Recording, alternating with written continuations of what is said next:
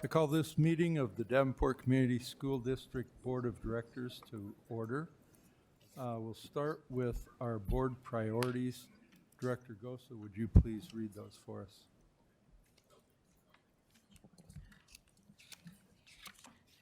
I don't have it pulled up. Where's it at? You can use this.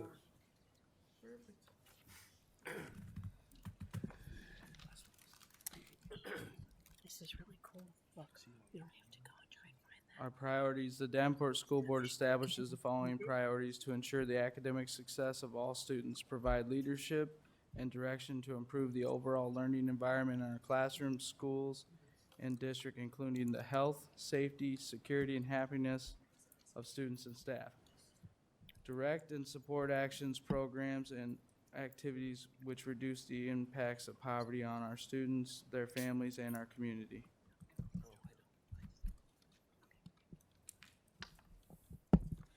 Thank you very much. Director Mayfield, would you please read our mission and vision statements? Mission statement.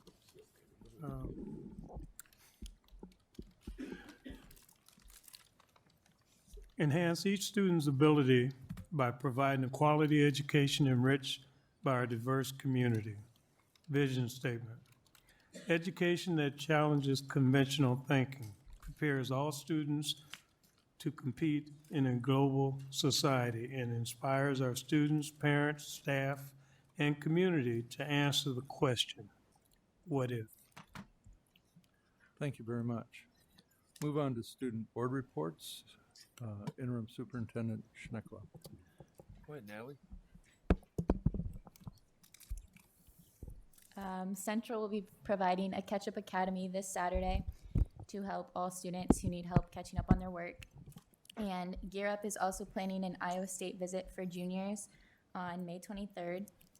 And on Friday, the girls track team competed at districts, and they are taking 13 qualifiers to state in discus, shot put, long jump, the shuttle hurdle relay, and the 4x8. Vanessa McNeil, a Central alumni who's also an award-winning documentary filmmaker, a national speaker, and a two-time TEDx speaker, gave 2 presentations in the PAC, and she talked about sexual violence, leadership, and personal development. And this last Saturday, over 20 teachers, students, and staff and volunteers joined forces to clean up around Central. Okay, thank you very much. Move on to a presentation on the success of energy efficiency projects.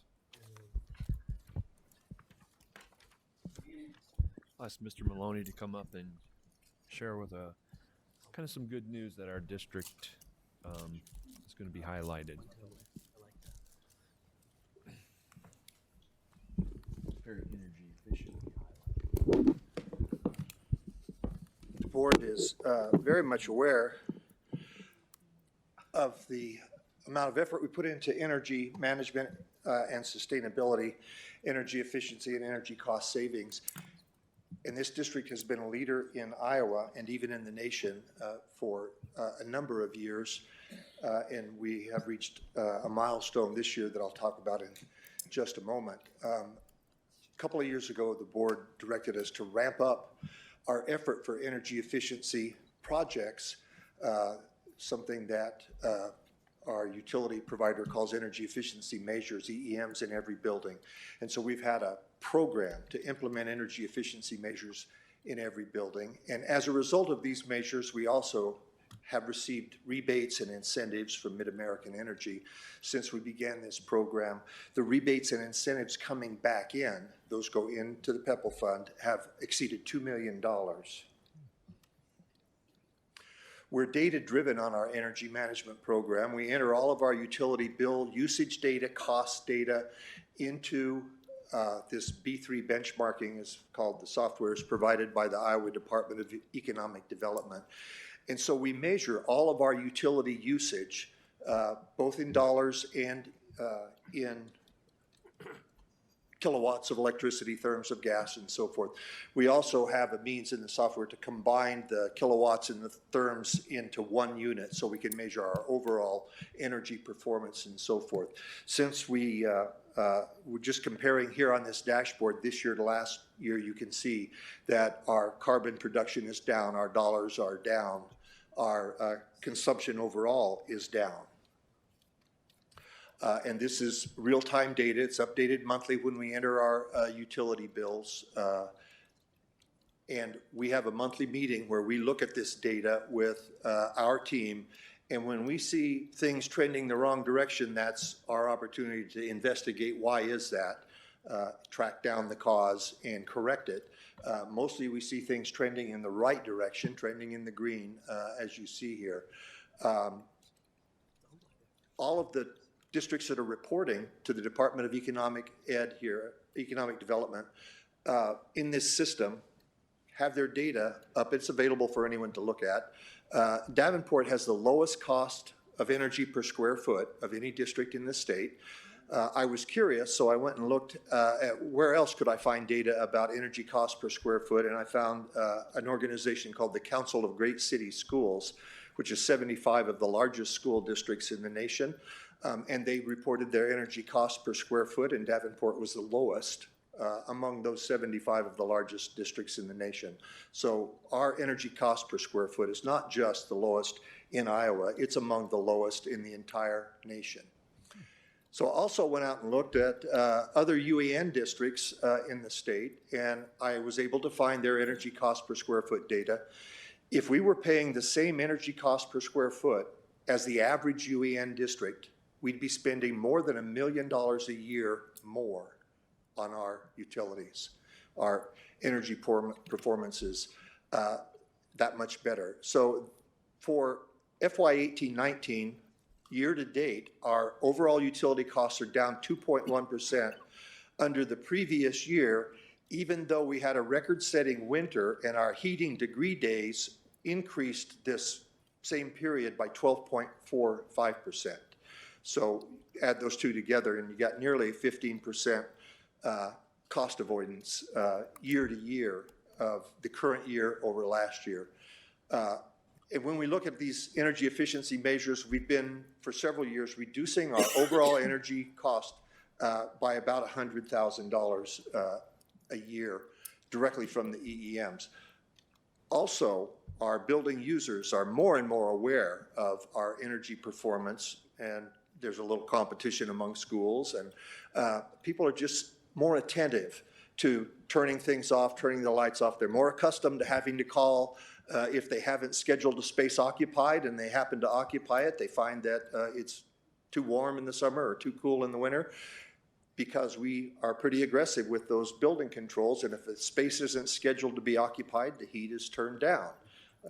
And people occasionally forget, but it becomes a good reminder for them that we work on this actively. We also have done a number of what are called retro-commissioning of buildings. All of the high schools have been completed now. This work is done by an engineer consultant, Clear Result. That's recently changed, but doesn't matter. That's a contractor to Mid-American. They go into the building and examine everything and then give us a list of energy efficiency measures to implement. The engineers do a calculation of how much energy is supposed to be saved by doing these projects.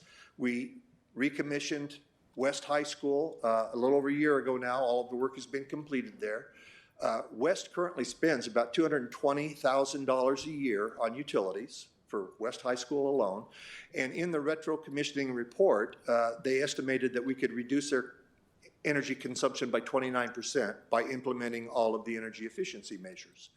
The Energy Star score, the Department of Energy Energy Star score, would go up from 74 to 91, which is a pretty substantial improvement.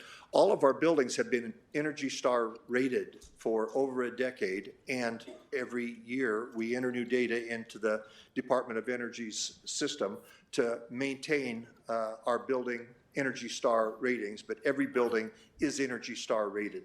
You buy an appliance, you see that little sticker on there that says Energy Star. All of our buildings meet that. When we do these retro commission projects, we go back and use data and look at the performance. Did the results turn out as good as we had predicted? And in this particular case, you can see West High School's consumption, its dollars and its carbon have all gone down. And keeping in mind, you see on the right side of the graph there, we had the blue is natural gas, and of course we had a record-setting winter. And even though we had a record-setting winter, we were below the previous year baseline in our energy consumption at West High School. So this past year, we submitted an application to the Iowa Department of Education, that's the way this process works, showing that we met all of the criteria in these three domains of energy and sustainability. The first domain is reducing your environmental impact and cost, addressing waste, water, energy use, and alternative transportation. The second area is health and wellness of students and staff, environmental health, nutrition, and fitness. The third area is providing effective sustainability education, including robust environmental education that engages STEM, civic skills, and green career pathways. We have an active ongoing program of connecting all of our sustainability and energy efforts to the curriculum. Our science curriculum specialists, our director of curriculum and others are engaged in this. We have teachers in our buildings who are using our building data and our building control system to inform their instruction. And that is ongoing and active program that we have. As a result of our meeting the criteria, the Iowa Department of Education sent our nomination to the U.S. Department of Education to be designated as a Green Ribbon School District. We will be the second Green Ribbon School District in Iowa. Des Moines was the first and the only other. There are a couple of community colleges that are Green Ribbon and a couple of private schools, individual schools in Iowa that have met the Green Ribbon Award criteria. But Davenport will get a formal announcement next week from the U.S. Department of Ed, but the award is posted on their website. We have been designated a Green Ribbon School District by the U.S. Department of Ed. We have an ongoing program to improve our energy, but also water, resource efficiency, waste management, food waste. All of these things are active programs in our district that are meant to be good stewards of the planet, reduce our environmental impacts and our environmental costs. It includes our renewable energy efforts, our energy efficiency efforts, our energy guidelines, board policies, regulations, management plans.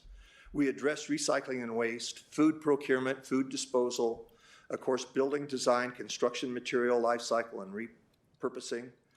Paper awareness. Every year we put a major push on paper reduction. We work hard on paper reduction. It's difficult to accomplish. And finally, transportation. And I want to mention on transportation, in order to achieve budget savings, we've worked hard the last couple of years to reduce the number of bus routes. What that actually accomplished was a reduction of 300,000, a little over 300,000 miles traveled, and 700 tons of carbon emitted have been reduced by the elimination of those 14 bus routes. Also, when I look at last year's CAFR, I forget the numbers, but our projected transportation expense for next fiscal year is approximately $1 million less than the previous fiscal year as reported in the financial audit. So we've reduced our cost substantially. Miles travels have been reduced. Now it's made our schedules more difficult. We have more kids on buses. We have more behavior when we have more kids on buses. Sometimes you have to ride the bus longer and wait longer, but we've substantially reduced bus cost and the environmental impact should also be noted. We don't often measure carbon, but a 700 metric ton reduction in carbon emissions is notable. We work on improved health and wellness, both for our employees and our students. We have, of course, the District Wellness Committee and Wellness Program that is actively participated in by lots of our employees. We have provide accessibility to low-cost, free, and healthy food for the majority of our students who are eligible for free and reduced, and those students at CEP schools who are 100% eligible. We have the Food Corps program. We work on having healthy learning environments. Anytime we have air quality complaints, we have a program to bring a hygienist in, investigate, create a report, respond to the employee that made the complaint of what we found. So we provide healthy learning environments. We do radon testing. We've tested for lead in all of our water. We do all of the things that you might expect we would do to ensure that our students and our staff are in healthy learning environments. I mentioned we do environmental and sustainability education. This is done with project-based learning, outdoor classrooms and gardens, student engagement in the professional development. We have, when we do projects in schools, we'll have the architects and engineers come and meet with our STEM students, talk with them about the project, get them engaged, take the students' ideas and use them in the project. The urban farm, I think, is a good example of our project-based learning and our use of outdoor space, getting kids out in the environment that otherwise might not be there.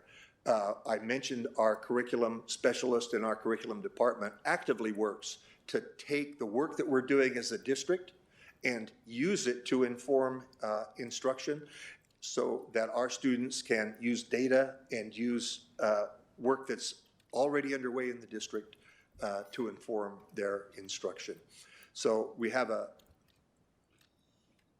path forward to continue our energy efficiency measures aggressively and to continue to reduce our energy use and cost, to continue to push downward on that energy cost per square foot and our overall general fund energy. Our utility bill is second only to our staff in the district's budget. So it's a big number. It's one that we've reduced significantly the past several years and one we can continue to reduce. But we as a district should also be proud of the sustainability effort that is a result of that, the carbon reduction that is a result of our energy efficiency work. We're going to continue to improve reporting on energy cost and sustainability results. You saw that dashboard with the dials. It's kind of easy to understand. And that's putting our data directly into the Department of Economic Ed's database. That's real data, that's real time, and is accessible for anyone. We're going to continue our progress on the wellness focus for students and staff and continue integration of energy, operations, food service, and construction work into the curriculum wherever it's appropriate. And I just have to remark, we do so much work with our curriculum folks already that is unknown and largely you are not as aware as I want you to be. So we want to bring you this kind of information and improve the reporting that we do to the board, like the dashboard that I mentioned earlier. I think there is a lot for this district to be proud about. Its accomplishments in energy efficiency and sustainability. It's a leader in the state of Iowa and even in the nation, and it's because of policy choices and leadership of this board and previous boards. So thank you for your support in that effort. Is that it? That is all I have to say. Thank you. Nice presentation. Are there any questions or comments from the board? Director DeSalvo. Congratulations on the Green Ribbon Award. That's a pretty cool thing. I think we should celebrate. That's huge. I know. That's a huge accomplishment. So great job.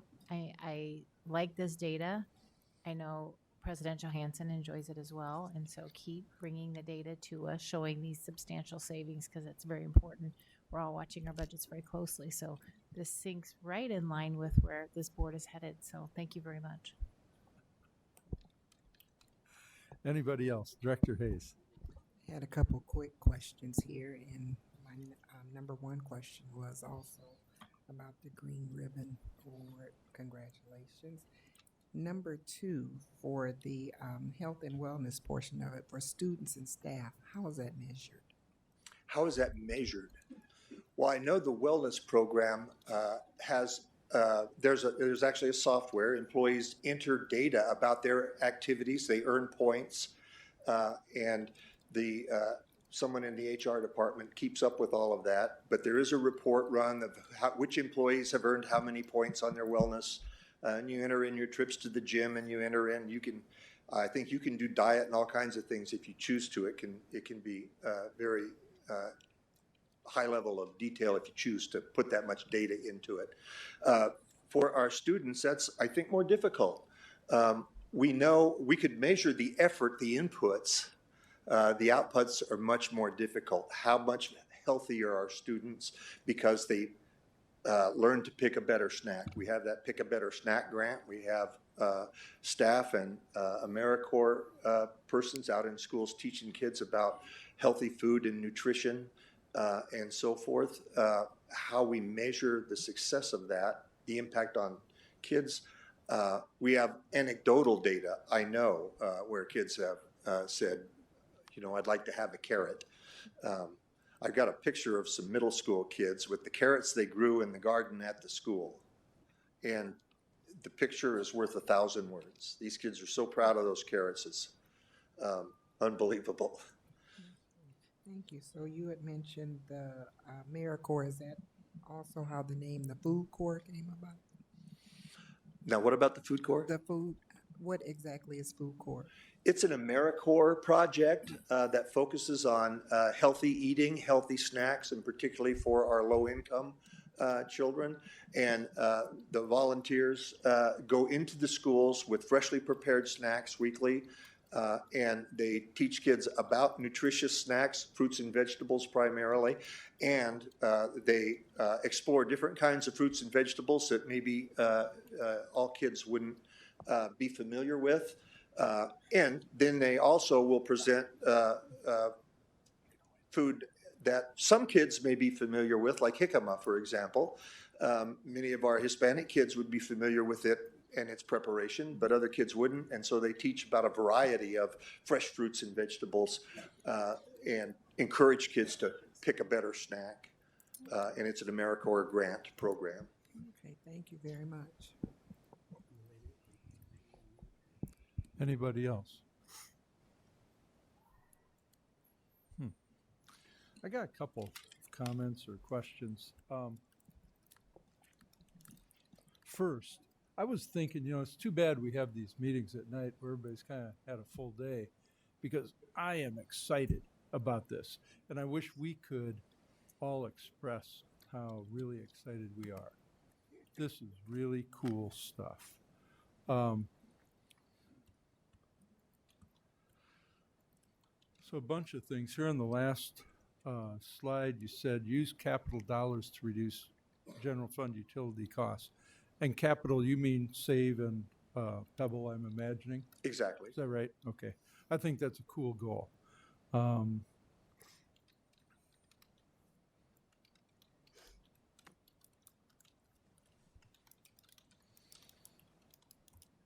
One of the things that I thought about when you showed these kind of dashboards, and I've seen dashboards at various organizations where they're real time, and they're showing like how much electricity are you using now, and steam, and all of this stuff.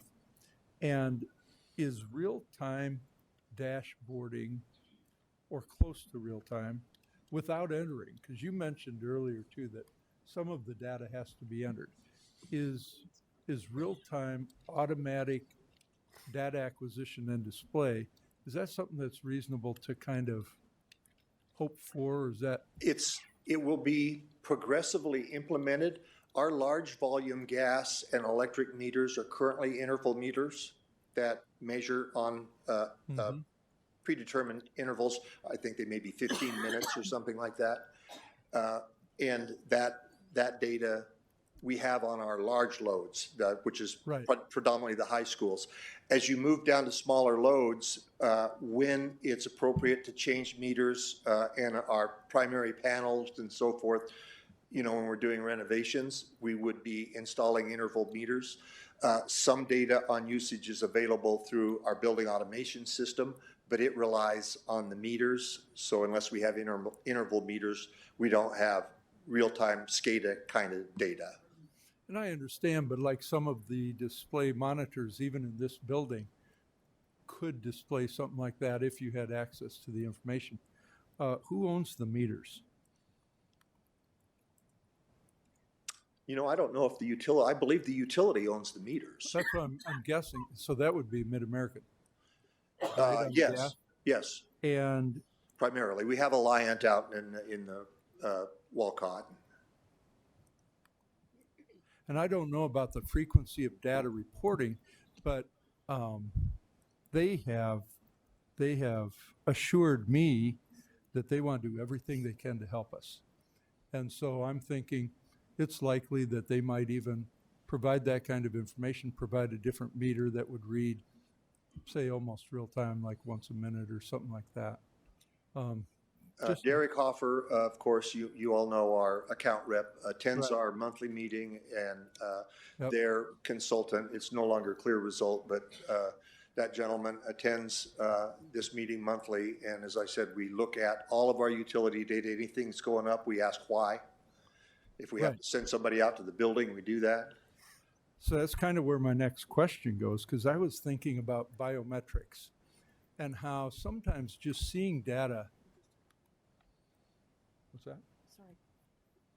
Oh, sometimes seeing data can cause change in what's happening. Yes. And that's why I think in organizations like some of these factories that I go to, when people see that and they go, "Ah, what can I personally do to affect that?" And that's part of why I'm curious, because my next question is going to get to cell phones, but Well, let me reply that we send the monthly report on all the utility use, dollars and kilowatts or therms, to each school building. Some principals are more enthusiastic than others about passing that with their staff. They've got so much other stuff on their plate.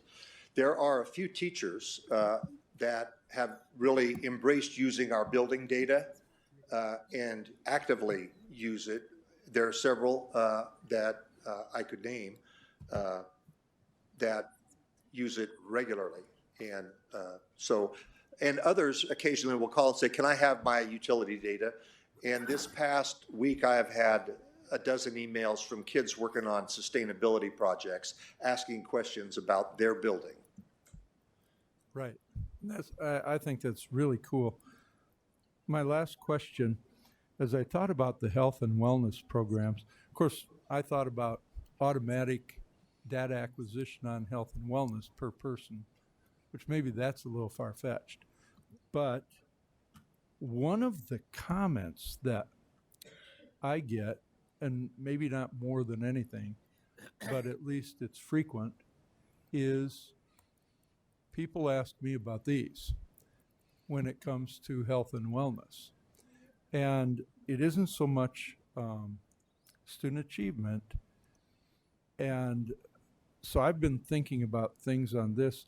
And as you look at health and wellness, and whoever's really pursuing that, are you looking at anything with respect to these and how they affect health and wellness of everybody in our district, whether they're employees or students? We do in multiple ways. Principals, of course, want to try to manage student use of these devices in their buildings because they interfere with instruction and distract kids. We have an app out there that kids can download that's a source where they can anonymously report, I heard that somebody was planning a fight, or I heard that somebody had a gun, or I heard that somebody was thinking about harming themselves.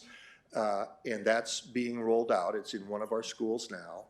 But the purpose of it is to provide a safe, anonymous way for kids to see something, say something, and to see that this device is a tool that we can use in helpful ways, not just in cyberbullying ways. And that's one example. Mr. Scott, Mr. Sneeden could tell you other things we're doing about student mental health, suicide prevention, and that means all of our students. We talked this morning with our administrative team about trauma-informed care and several other acronyms that I will leave to the experts, but that are about student wellness ultimately. All right, thank you very much. Anything else? If not, great presentation, a lot of good information. Thank you very much, Mr. Maloney. We'll move on to board reports. Are there any? Director DeSalvo. A couple of things, and I'm really sorry the media is not here tonight. They missed, we had 45 North students that graduated from Scott Community College last Thursday. Many members of this board were in Des Moines that evening and were unable to attend the graduation ceremony. We got home a little bit late. But I would like to really shout out to them. That's a huge accomplishment, and the Quad City Times had nothing about it. They talked about the Scott kids, but nothing about our North children. So way to go, students. We're very proud of you, despite that we don't get any media coverage on your good deeds. So I would also like to update a little. What? She's not here. No, I know. there's a reason. I- feeling sandbag.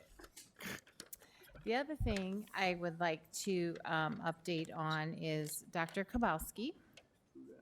So there was another article that was in the paper, I believe it was Saturday morning, talking about the status of his situation. So I spoke with him again, and he is working diligently on multiple things at this time to ensure that he can have a smooth and seamless transition to our Davenport Community School District. So what he already has accomplished, that he found out when digging through his records with his degrees that he's obtained from Loyola University, which is a regionally accredited school. He has a license in Illinois to be a superintendent. There's no waiver required for that. He's also taking additional classes to eliminate any other doubts and to have a second option in his toolkit when he goes back to the Board of Educational Examiners to say that he will now have a superintendent's license in Wisconsin, obtained from St. Mary's. However, that's not a regionally accredited school. He's been a superintendent there for 8 years. He has a superintendent's license in Illinois from Loyola University, which is a regionally accredited school. And he's also taking classes right now to obtain his license certification in the state of Iowa. So when he comes to join us, he will have his superintendent's license in 3 states. Our hope is that all his classes will be concluded the end of June. For him to get up to the Board of Educational Examiners, I imagine he's going to drive up his certification as soon as he has it to them. We just don't know exactly when they will review it and approve it. So our hope is to get him contracted as soon as possible, but thankfully until then, we have interim superintendents next off here to help us. But that is an update. The Quad City Times reported, I think, that we were seeking other options. That's not the situation, but we will be prepared no matter what happens. So I wanted to clarify that. And we all got information about the student-built house. I would just like to invite everybody to attend that next Thursday. That's May the 23rd from 5:30 to 7 p.m. And the house is at 1315 Eagles Crest in Davenport, Iowa. You go out West Locust and you head south off of Locust and head back in there, and that's where you'll find Eagles Crest. We'll have Mary add that to hopefully get that on our calendar. So lots of good things going on. It's a very busy time of year. Our students are accomplishing huge things, and we're very proud of all of them. So that's all I have, I think. Yeah. Thank you. Anything else? Oh, you did? Okay, board reports down there. Director Gosa, Director Mayfield. No. I did. Was there something else going on? No. Oh, okay. Nope, sorry. All right, I've got a couple. Where are they? Oh, Oh, I do have one of those. okay, Director DeSalvo. I almost forgot the most important thing. I mentioned briefly that several of us board members were able to attend the meeting last week with the Iowa Department of Education. We reviewed the results of the Phase 2 audit and heard their response and their requirements for us to move forward. I would like to say that that's the first meeting I was able to attend in person. I've been on the phone many times there. There's a lot of people in the room, but I would just like to point out that Interim Superintendent T.J. Schneckloff and Bill Schnaden sat at that table And looking at the responses of the board members at that time, these two went to bat for us. And I can tell you, I felt a sense from that board that these two gentlemen are saving our district because they have a lot of confidence in them. They took ownership and they acknowledged the situation and said we're going to make it better. And it was very easy to tell that definitely resonated with the board. And I do feel like we have a good relationship now with them. We have a relationship with them now where we can pick up the phone and call and ask what we need to do. And they have the confidence that we're going to do what they're guiding us through. So it's a tough situation, and they acknowledge that, and they know that we are sincere that we're going to fix it. So I'm very proud of what this district is doing, how far we have come. We know we have a lot of work ahead of us, but I believe with the leadership that we have, many people on board, not just the two that I pointed out, but there's a ton of hundreds and hundreds of people have made this very possible. Bill Decker, one of them too, sitting in the audience. So I'm incredibly proud of the work that's being done, and I do feel for the first time perhaps that the state of Iowa Board of Education is feeling the same way, that they have some confidence in us, and I credit that to the hard-working staff of this district. So. Okay, thank you. Anything else? All right, I just have two, and they're both really good. So last week I attended the CTE signing ceremony at West, and it really was phenomenal. I don't know how many total people there were. I don't know how many students there were. But it's another program that the administration has been working on, and there were so many people there. There were parents, there were students, there were teachers, there were leaders, and when we finally met in the auditorium, I guesstimated that there were about 200 total people in the auditorium. And the ceremony was amazing. And I wanted to, and I hate to not thank people that were involved, but there were three that night were glowing. And I think that Jennifer Best, my understanding is that she has done probably so much. I'm sorry, Boyd. I apologize. Jennifer Boyd. Although I gotta say they're both really great people, but Jennifer Boyd, I apologize. So she has been leading this and making it happen, and she was all over the place that night. She is a fireball, and there is so much going on with the training and putting this on. This was a big, big deal. And I sat in and talked with some of the students, understood what they're trying to get out of this, and it was exciting. I wished that I could have had something like that when I was in school. I probably would have become an engineer by going through that. Corey Guy, I think, is key to helping make sure that we have the right resources for that. And so she helped me understand as we went through, and I tried to go through all of these different stations, and I don't even know how many there were. They were out in the hallway, they were in the cafeteria, and they were well-staffed by the, I don't know if it was just teachers, but sometimes providers from some of our different schools. And you would see the parents and the students come in, just really exciting. And then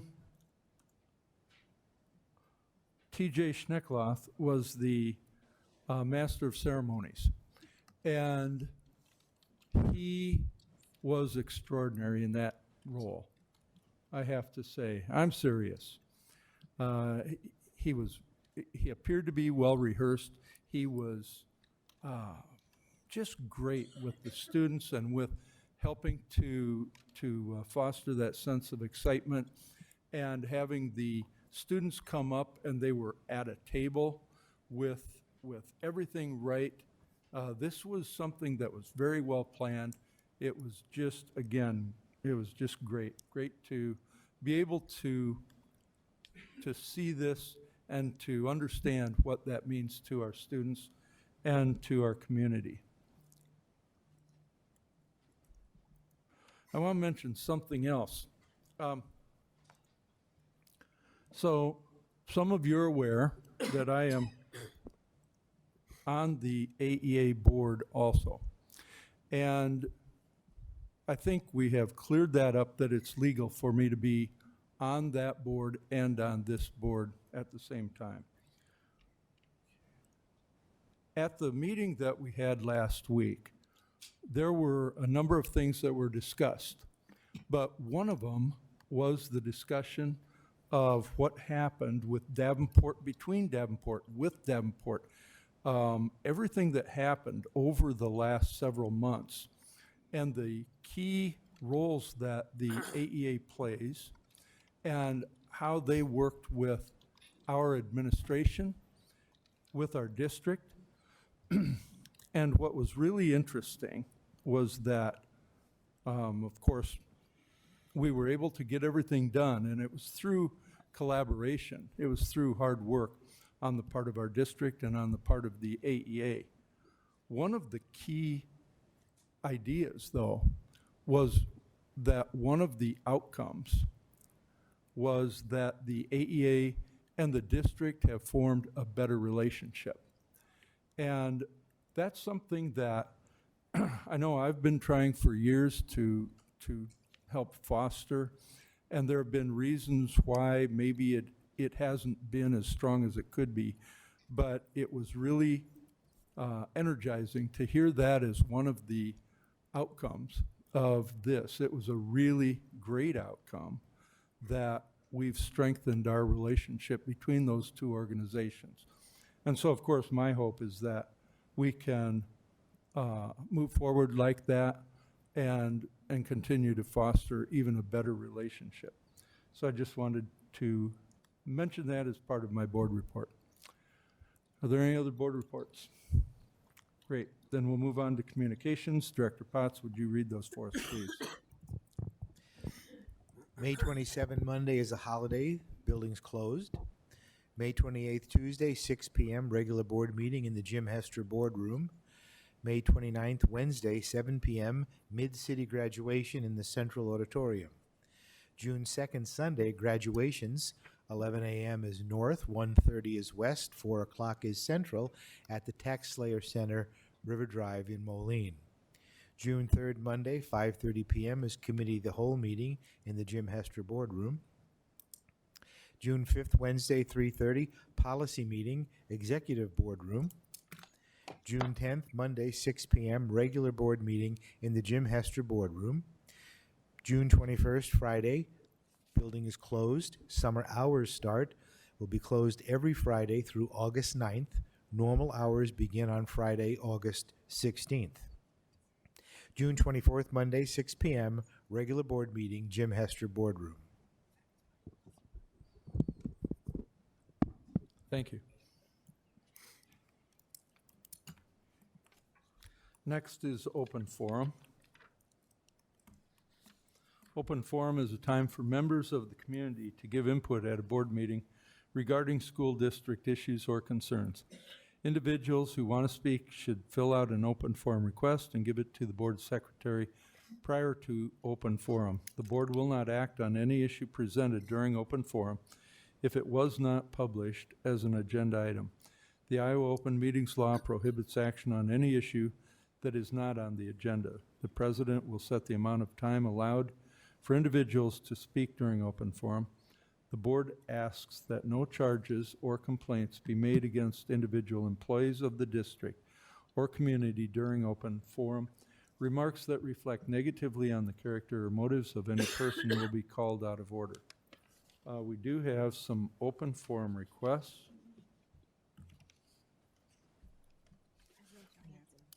Excuse me? Oh, I apologize. No, you're fine. Ma'am. This is just on like this thing. It says that Central's graduation is at 4, but on our website it says it's at 11. So I don't know. Is Where is it? the number 4? It says 11 a.m. is north. I think it's Central Northwest. Wow. That's not what's on Um, the website, so. What, forget to ask about so what's that, Mary? That's not what's on the website. What I have up there is what's on the website. And what are you saying? Our like Central's website says it starts at 11, and then the Tax Slayer Center's website says Central's at 11, North is at 1:30, and West is at 4. Okay. So I just don't know. I'll look into that. Okay, so we'll have to clarify that. We'll get that corrected by tomorrow. Thank you very much for pointing that out. Thank you. Did you have anything else? No. Okay, thank you. We'll go back to open forum. So we have 3 open forum requests, and each of you, if you would come up to the microphone, give us your name and address. We'll start with Patty Erskine, Dave Stage, and Mary Wells.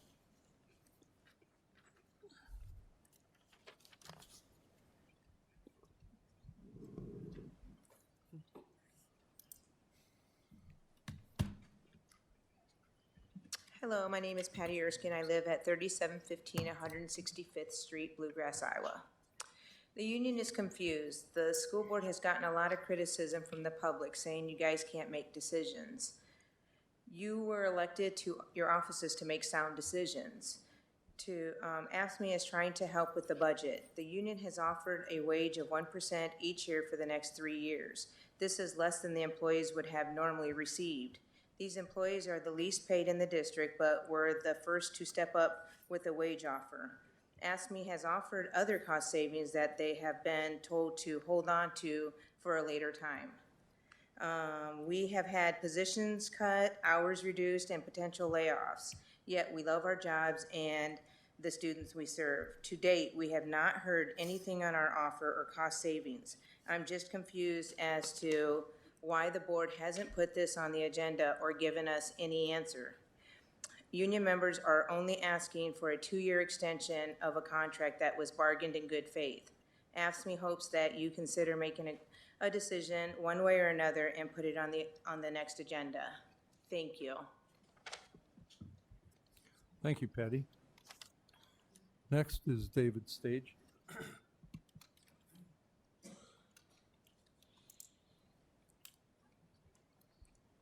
Hi, Dave Stage, 1907 West 3rd Street, Davenport, Iowa.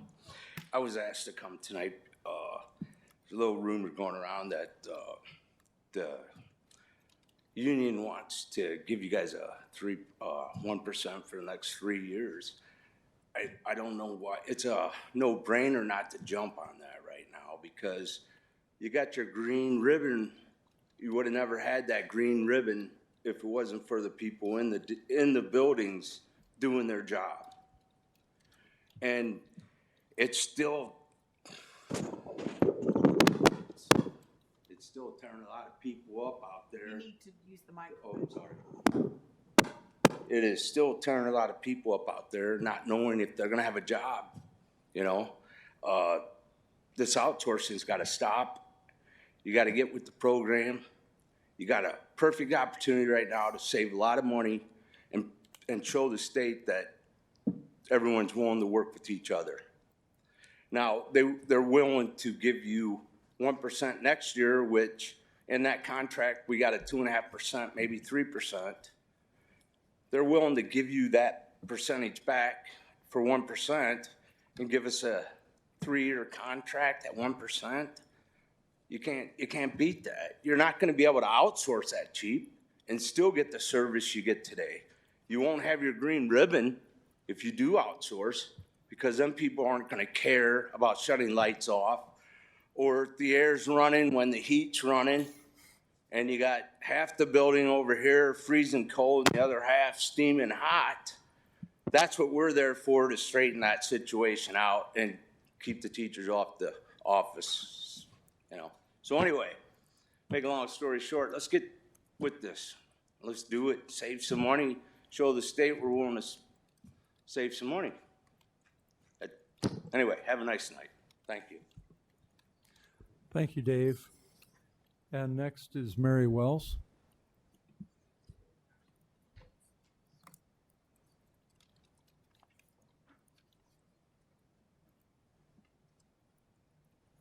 Good evening. I'm asking, I don't understand the placement of jobs with the people who were notified and being let go at the end of the school year. Excuse me, Mary. Oops, I forgot. Mary Wells, 11 Elmwood Drive, Bluegrass, Iowa. Thank you. But I don't understand the placement of jobs where people get placed in certain jobs if you get, like at the end of the school year, if you let go. You guys said you'd find people jobs in the district, within the district, and I don't see that happening. I would like to know how things are being done and why people are being placed in certain positions and not in others. But thank you. Thank you, Mary. And I want to say all of these issues are important, and it really is important for all of you to come and to express those things to us, good or bad, controversial. So thank you very much, Patty and Dave and Mary, for bringing your thoughts to us. Next is approval of bills. May I have a motion? Mr. President, Director DeSalvo. I move that the board approve the consent agenda as written. I apologize. Thank you for correcting what I said. Approval of bills. All right, so the consent agenda has been moved. Is there a second? Second. Is there any discussion?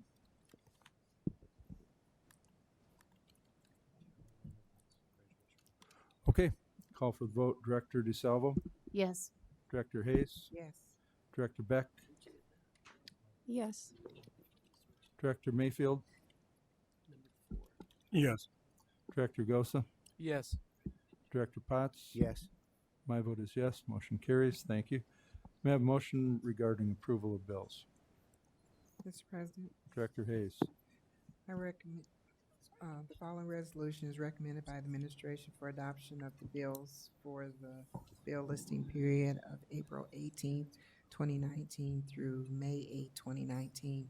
Resolve all claims presented to the board having been duly certified as correct by the secretary, reviewed by the administration and board members, and they are hereby audited and allowed as just claims and warrants drawn on the treasury for the several amounts. Further resolve, the payments and claims of salaries be approved as presented by the period, for the period of April 18th, 2019 through May 8th, 2019. Thank you. Is there a second? Second. I'm sorry, who was that? Okay. Is there any discussion? Okay, call for the vote. Director Hayes, Yes. Director Beck, Yes. Director Potts, Yes. Director DeSalvo, Yes. Director Mayfield, Yes. Director Gosa. Yes. My vote is yes. Motion carries. Thank you. We'll move to the superintendent report. The last Thursday's meeting was, I would consider it a milestone, a buoy in the river, so to speak. And I was very proud of our board members that were there. It's easy to speak about something you're passionate about. I think we shared our passion with them. I think that our actions have spoken, and we're moving forward. I'd like to say that Associate Superintendent Schnaden and Associate Superintendent Scott, they are carrying a lot of this weight on their back, and when we are going through these citations and moving forward, they're both just doing outstanding work as we move forward. When we decided to go up to that meeting, for example, we need somebody here to run the district, and that's why Associate Superintendent Scott was here. And, you know, he's done a great job stepping up. So has Bill. And so I look at what we can accomplish when all of our oars are rowing in the same direction, and it's pretty impressive. With our special education team and just it shows that whatever's on that list we can accomplish. And so I know that we have a lot of work to do, but we're excited to do it moving forward. So that's the end of my report. Thank you very much. We'll move on to other items requiring action. And the first item is a public hearing and approval of a budget amendment for 2018 and 19. I want to explain this a little bit before we move into the actual motion. We had on March 28th of 2019, we had a public hearing notice was published in the Quad City Times. And that notice inadvertently left out the date, time, and location of the hearing. This requires a republication of the public hearing notice in the paper and approval again by the board. The district has not missed any deadlines for amending the budget, as school districts have until May 31st of each year to amend the current year's budget. So I know that might be a little bit confusing, but for the record, I wanted to make sure that everybody is aware of that. So we're going to move on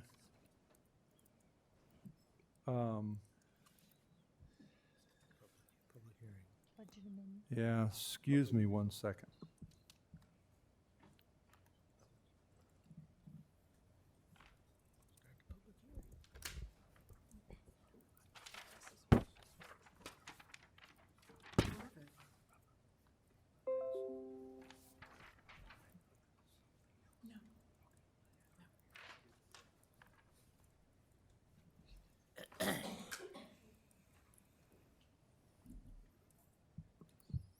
Okay, sorry, I just wanted to verify something. So may I have a motion on the approval of the 2018-19 budget amendment?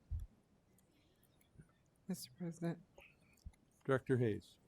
I move that the board amend the 2018-19 certified budget in the following areas for the following amounts. Instruction, $128,707,000, and total other expenditures of $29,087,674. Thank you very much. Is there a second? Second. All right, thank you very much. I will now conduct a public hearing on the 2018-19 budget amendment.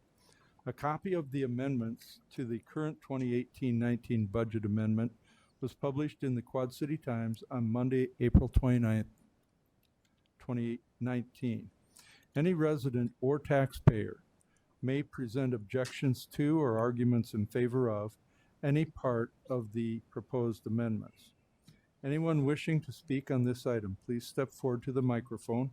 State your name and address for the record.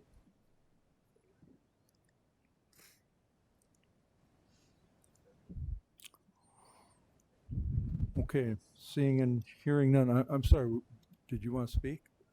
Oh, okay. All right. Seeing and hearing none, I now declare the public hearing closed. I'll go ahead and call for the vote. Director Hayes. Yes. Director Potts. Yes. Director Beck. Yes. Director DeSalvo. Yes. Director Mayfield. Yes. Director Gosa. Yes. My vote is yes. Motion carries. Thank you. May I have a motion regarding approval of the Durham contract? Mr. President, Director Potts. I move that the board approve the administrator's recommendation for a 3-year extension of the contract with Durham Services for school bus transportation, fiscal year 1921 through fiscal year 1920 through fiscal year 21-22. Thank you. Is there a second? Second. Is there any discussion? Director DeSalvo. On page 2 of one of the documents, item number 7, it talked about adding 2 routes. Let me find which document I wrote that on. Not the first one. Let's look at the amendment. Sorry. Yes. So that would be on the, make sure I'm in the right place. There. Yes. On the second document, whatever it's titled. Amendment 2, yeah. So it's on item number 7, says starting June 1st, 2019, the district will resume 2 bus routes which are previously canceled. Why are we starting 2 bus routes on June 1st? These will be for next school year, but we've had several cases where we have buses that are so loaded with kids that we, 1, can't maintain order, and 2, can't maintain the schedule. And so collectively, we meet with the transportation team and discuss all of the options. And in this case, adding 2 routes back is necessary just in order to maintain the schedule and to maintain order in this particular case. A couple of buses where we just had so many discipline referrals that principals ask us if we can get kids on different buses. Notwithstanding that, I mentioned earlier the reduction from our audited 17, 18 numbers to our projected numbers in this contract in Riverbend combined is about $1 million less than it previously had been. So we have achieved substantial savings. So we're just adding these 2 routes for like the last 6 days of school? No, they'll continue next year. Okay. So it's not just for the last No. week of school. Okay. I do have other questions if I can keep going on. I had a question about item 6, but I didn't write down my question.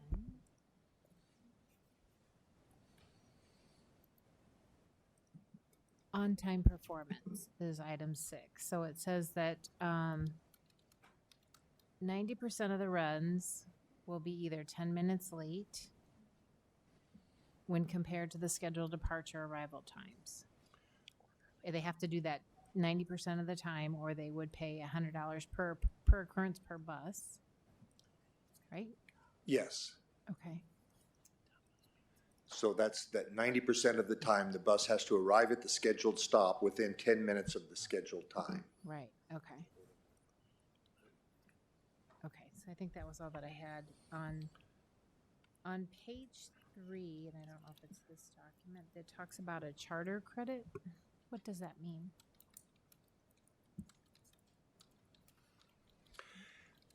From time to time, Durham is able to use their buses in private charter work. And anytime they do that, they're to pay for that fuel separately, and they're to reimburse us this $100 fee, basically for the use of the bus that we are leasing. So for example, a number of Durham buses will be used during the golf tournament over across the river. And so for each occasion, they pay for the fuel separately, and they have to pay the tax on the fuel in that case. But they also pay us a fee that is meant to reimburse the district for its daily cost of the bus. Of course, we're not using the bus at that time. But the idea is that if they do private charter work with these buses that we're paying the lease for, they need to give us money for our that. buses for them. Yes. Okay. Okay. Can I have a couple more questions? Go ahead. who helps with rerouting? Last year we hired this service to look at how we could save money, and are we looking to do that again? I have concerns about the results of how that. We have a district router who's a full-time district employee, and there's a software involved that we use. It's all GPS-based, and that in part is how we can determine this on-time performance, because we can pull a record for a given bus, and the GPS will tell us what time it was at what location and so forth. But that software also helps us build a larger model of the network of how many kids and how long they'll be on the bus and how long they'll have to wait and all of that sort of thing. From time to time, we've reviewed that overall system by paying a company called School Bus Consultants, who's a private consulting firm, for validation of what we're doing is actually the most efficient, the most economical. And we've done that a couple of times. Another document that we're going to look at is Riverbend Transit. So in this contract, it talks about 176 days. The Riverbend Transit contract lists 178 days. Why is there a difference in days between those two contracts? I don't know the answer to that. I'll have to find out for you. Okay.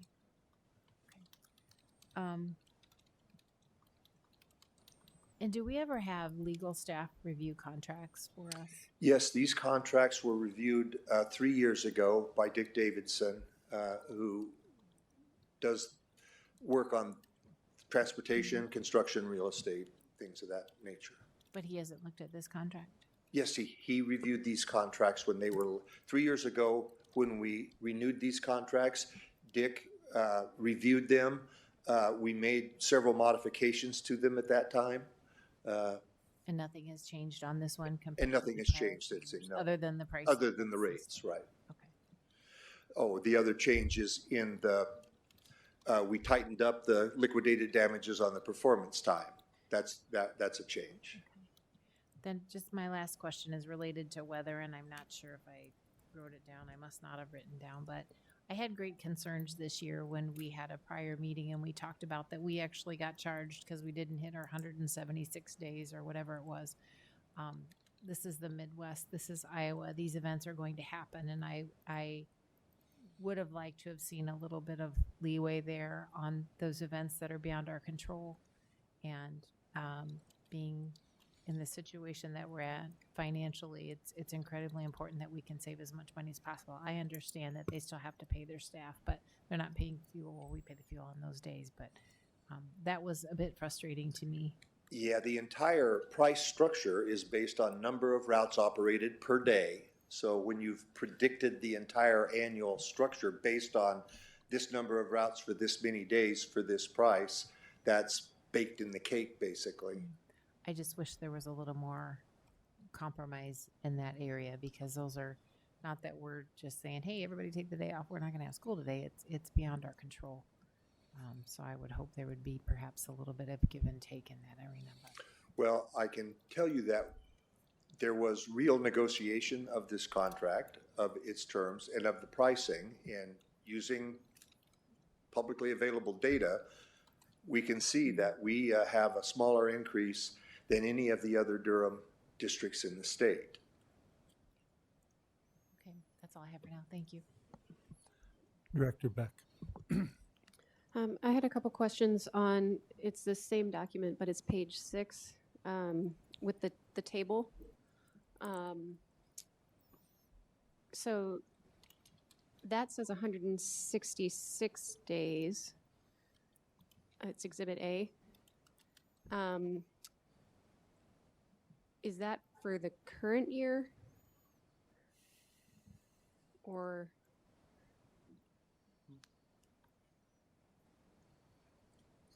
It was the same document. It's just Yeah, down, just go down just further. a little further. Yeah.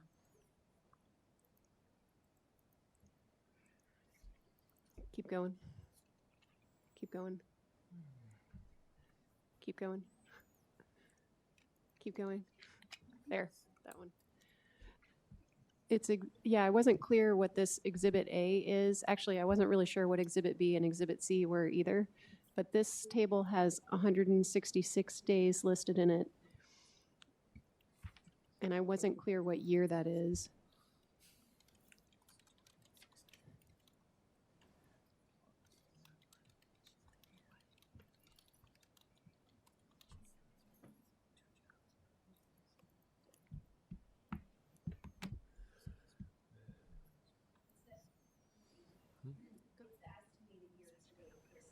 This year?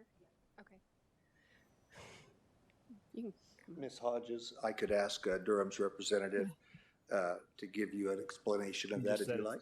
Yeah. Year-to-date. I had a couple other questions about the Well, table well, too, so, Hang on. If there was an answer, we really need to get it recorded, though, okay, because I don't think it was clear to everybody. that's fine. Right. Why don't we have her come up and Ms. give the Hodges, answers. would you address that, please?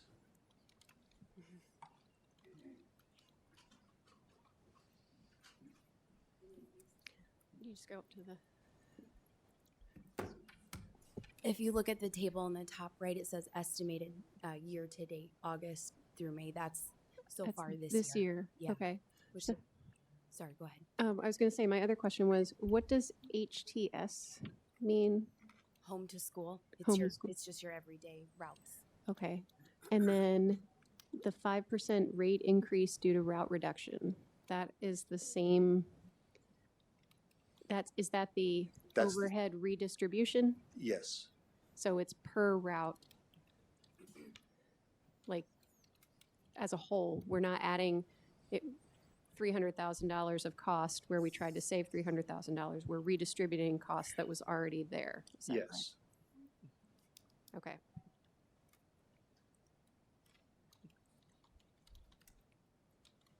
And one more question.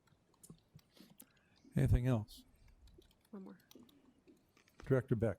I guess my other question was, I sort of felt like after our last discussion on this, some of us were looking towards a one-year renewal. Was that determined not to be cost-effective, or what happened with that? They will consider a one-year renewal, but we will have to go back and they will not do it for 2.75%. Okay, thank And you. when we look at the rates for the next 3 years for the several other districts in the state, we're much less than increases we see elsewhere. So it's my judgment this is really as good a deal as there is to have.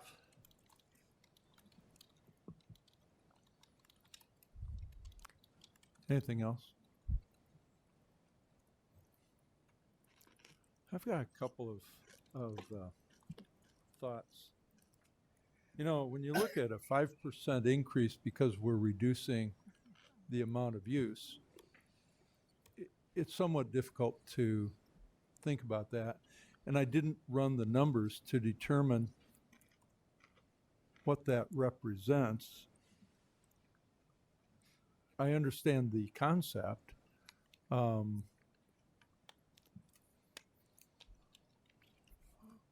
But I think of continuums, and I think if our continuum was that we reduced it down to 0, then the rate increase would be 100%, which I That's can't. not sensible. It's not sensible. I don't like it.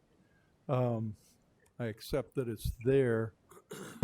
But the thing that bothers me more is that in the that section 6 of that same document, or number 6, trying to find it. It's the appendix, liquidated damages, item E shall be revised as follows. And and I was just running the numbers real quickly here, so I may be mistaken, and I apologize if I am. But the way that it's worded, and I just rounded 79 routes to 80 routes, and what it appears is that Durham can go ahead and miss 10% of the routes, or approximately, which would be, is it 10%? Yeah, so they can miss 10%, which would be about 8 routes. And I tried to figure, well, how many kids are there per route? I looked at the numbers based on the kids per bus, and I estimated 40 students per bus. I don't know if that's right or wrong, but 8 times 40 would be 320 kids. Times 10 minutes a kid would be 3,200 minutes of missed student achievement, missed being with the teacher. And that works out, again, according to my regular old math, to about 53 hours of loss of education time, and it would cost them $100 for that, which would work out to about $2 per hour of student time. And I thought, that to me seems kind of difficult also. $2 per hour is really hard, and I think that all of us here value student education. I mean, that's what we're all about. And so it's really difficult for me to not prioritize student education time in this manner. And I think that $100, if I'm a contractor and that's my penalty, I probably don't care a whole lot. And so, and I'm not trying to get into the weeds on the contract, and I'm not questioning what's going on with Durham, but I do think that there should be a way, some valid way, for us to highlight our interest in student education. And if we, for instance, if we valued student education at $20 an hour, which maybe that's good, maybe it's not, but I'll bet we could all do a pretty quick number on what the value of an hour of student education is on our district just based on our overall costs. I'll bet it's more than $2. Well, we should keep in mind that the schedule is such that buses arrive early. They don't arrive exactly at starting time. So a bus that's 5 minutes late at one stop may still arrive at its destination on time, maybe. If it's 5 minutes late, it's still 10 minutes before class starts, for example. There are cases every year where a bus is delayed long enough that kids are not present at the start of school. But if we operate 80, 90 buses during the morning peak hour of traffic, we're going to encounter some situations where buses are delayed for one reason or another. But measuring on-time performance, reporting on on-time performance, and having liquidated damages at all is a means of making it a priority. So I think I can assure you it is a priority to operate on time and get kids to school on time and home on time. And anecdotally, the worst of cases every year I hear about from parents, from coaches, from teachers and principals, and we take active steps to correct it. And sometimes if it means rerouting a route or changing a route and moving some kids to a different bus, that's the kind of thing we do all the time. But I think that having the performance reporting, there's a dashboard actually that's created every month of on-time performance for all of the routes and so forth. So we actually have GPS-based data, it's not data they can fudge, that shows us what was the on-time performance and the percentage of on-time performance. And it has been above that 90% mark historically.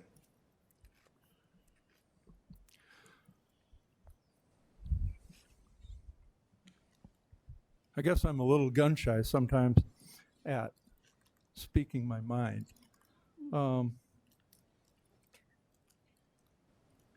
And I was thinking about in my business and in the work that I do, which is generally industrial, and there's a lot of organizations that look at on-time performance, when did you deliver this product based on when we ordered it? Look at what Amazon is doing to the whole world. We're expecting that package tomorrow. And I don't know if it's most, but a lot of major organizations are always doing scorecards, how good are you? But they expect somewhere in the 99.5, 99.9% of on-time delivery. And so I was thinking about, what if we did this in reverse? And I was thinking, okay, what if we gave them a $100 bonus for every day that they had 100% on-time delivery, and $100 of on-time delivery bonus would only be like $30,000 a year or something. And I suspect that would not be significant enough for them to change and say, yeah, this is really important.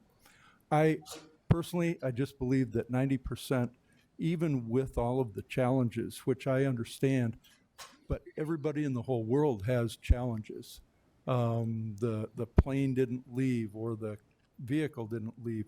Look at UPS and FedEx and all of those organizations. They've got to do it, or they lose the business. And maybe it takes something more drastic like that. I just do not advocate such what I consider to be a low goal and a low cost of not meeting the goal. I'll leave it at that. Is there any other discussion? Director Beck. What's the current item E say? Is it 10 minutes either way right now? That has been kind of a handshake standard. We're putting it in the contract now. Oh, it wasn't in the contract before. There was an on-time performance clause. There wasn't the 10-minute. Okay. Okay. Okay, anything else? Director Gosa. I'm not comfortable with doing a 3-year contract, so I am gonna vote no for this, just so everyone knows. That's the reason. I would have felt better with a 1-year contract, so we had more time to look at things, because then we'll be stuck in a 3-year contract, and we're stuck for 3 years.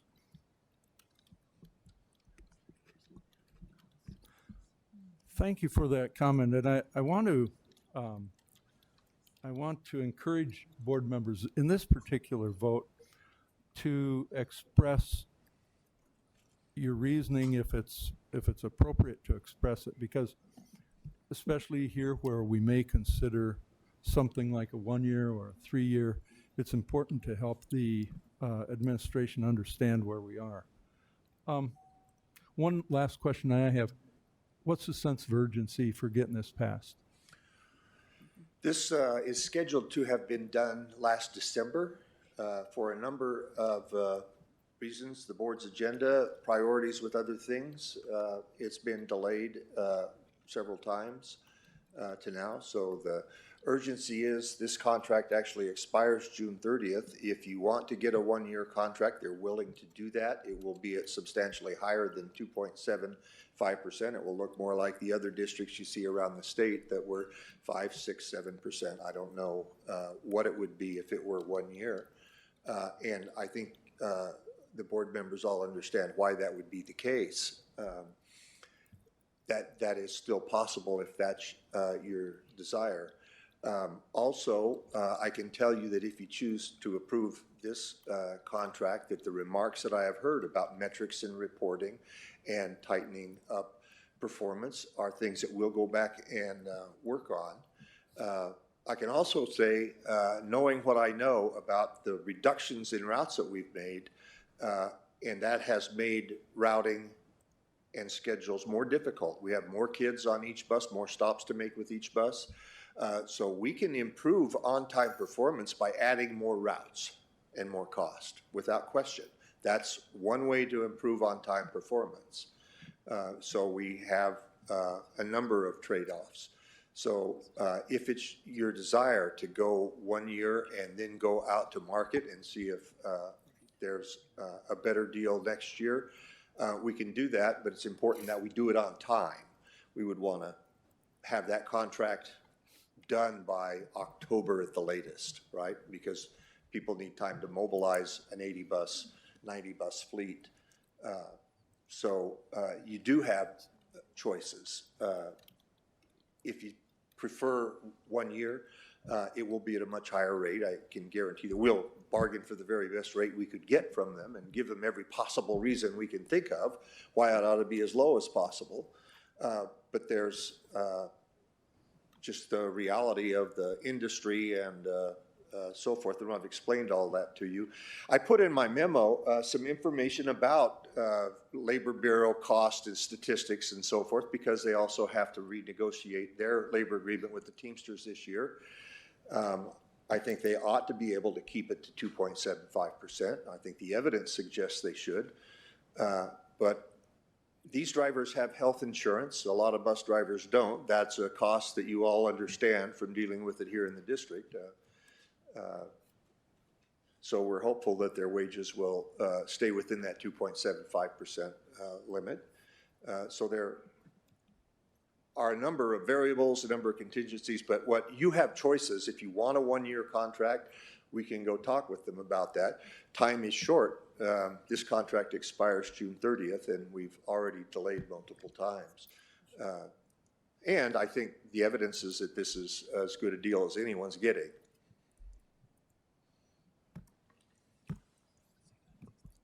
Any other discussion? Director Gosa. You're talking about the Teamsters contract. They're affected by Chapter 20 as well, right? So insurance isn't even a... They're not public employees. I thought that they all had to go... I don't know the answer to the Chapter 20 question myself, but I was just curious about that. Anything else? Director Beck. I guess I just want to voice my reservations about the same thing that Director DeSalvo mentioned before, the owing money because we didn't have the minimum number of school days. I understand why that's there. I understand the logic of it, but really the weather's just going to be increasingly extreme, and I feel like we're going to have more and more, this is definitely an odd year, but I wouldn't be surprised if we get another odd year in a couple of years. That being said, I did have one other question. We got an email recently about the rural roads not being safe for buses. yes, there was a week, approximately 1 week, that we did not operate on gravel roads. We got a message from the county engineer that he believed it was unsafe to operate heavy vehicles on the gravel roads. And so for a week's time, and of course, from the time we got the notification, we said, oh my gosh, when the county engineer says it's not safe to use the roads. So we quickly rerouted, notified parents. They were phone calls, emails, IMs. And after the event, I sent each of those families, there were about 25 of them, a letter saying we're sorry for the inconvenience and we'll do better next time. There were multiple news reports of buses with the pictures of the buses stuck on gravel roads in neighboring districts where they continued to operate, and we certainly didn't want to have that happen. Okay, I just wanted to clarify that it was just it was unclear to me that it was a short period of time. It was just due to temporary conditions. Yes. And were there significant miles not driven by not using those gravel routes? No, there were 25 families affected, and those families had to go to the nearest paved road to be picked up. And in no case was that greater than the walk zone would have been for that child had they walked to school. Yeah. We verified that in no case was it farther than a child of whichever age would have been required to walk were they walking to school. Okay, thank you. Director DeSalvo. Sorry, I thought of a question that I had. So I'm looking at Exhibit C. Exhibit what? C. And it says year-to-date 5% rate increase of 292,000. And then our minimum of 165, which I know where that comes from, but what is the year-to-date 5% rate increase? It's referenced above in the language. Well, that increase is the wrong nomenclature. That's the redistribution of overhead, of fixed expenses that we've been talking about, that remain even when the number of days goes down. So I think increase is just not the correct terminology. Okay. Because when you read. It results in an increase in the daily route rate, totaling that amount. Okay. Yeah, it's. Because those fixed costs are applied to fewer routes. Mm-hmm. Yeah, I'm still trying to get my arms around that, but that's okay. That answers my question. Thank you. Anybody else? Also on that Exhibit C, the 22,803 was me going back and saying, is there anything left to squeeze out of this? Anything at all will be helpful. And 6% is what I got. So I was trying to figure out that 292 also. And I estimated that we used to have approximately 100 routes. Is that about right? 114. 114. I believe that was the original number. So at 100, we would have decreased by 21. If it used to be 114, then we reduced by 35, right? Yes, and these reductions have taken place over the last 3 years in total. But Right. And so what I was trying to figure out what the administrative value was of the 292 per route. And I think it would be 292 divided by 35, if I am thinking right. Is that kind of right? divided by the number of routes? Right, the number of routes that we have eliminated. Because it's an increase in administrative cost that they're imposing because we don't have as many routes. Well, if we had 114, I think that 292 would go away. Right, if we had the original number of routes. Right. Well, it wouldn't go away. It would be, it's baked in the cake. It would be embedded in the route cost, but there would be more routes, so the grand total would be greater. Right, but they're going to charge us no matter what. And the 292, they're charging us for us reducing routes, and for every route that we decrease, we're going to incur additional administrative expense, which is probably going to be on the order of $8,000 per route. Rough So, numbers. right, whatever the division is. Whatever the right, number that's the fixed costs that remain to get applied to the remaining routes. Right, and that's why I say the continuum would be eventually, we'd be paying a whole bunch for 0 routes, which is true, right? Well, here's a comparison I would make. I've said before about our declining enrollment keeps going down and down, but it's not going to go to 0. You see what I mean? It's a similar, I think it's analogous that to say that we would apply these costs to 0 routes is not sensible. I understand, but normally, and I say normally, I apologize, but I mean in a lot of organizations, they'll go ahead and apply administrative cost as a % of the cost, not as, here's our total cost of administration and we're going to pile it on you and you're going to pay it no matter what. So the administrative cost as a % has increased because we've decreased the number of routes, right? And the same thing would be true if we were operating this whole fleet. Except that we would have the opportunity to somehow reduce some of our expenditures. And we could say maybe we don't need as much administrative or something, but we don't need to just maintain our administrative expense even if we decreased it.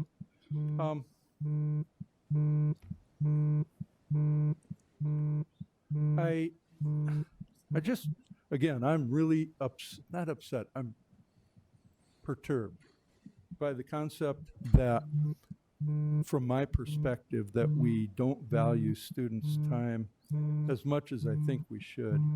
So I estimated that if there are about 50 hours of possible lost education time per, I got so many numbers, I think that's per week.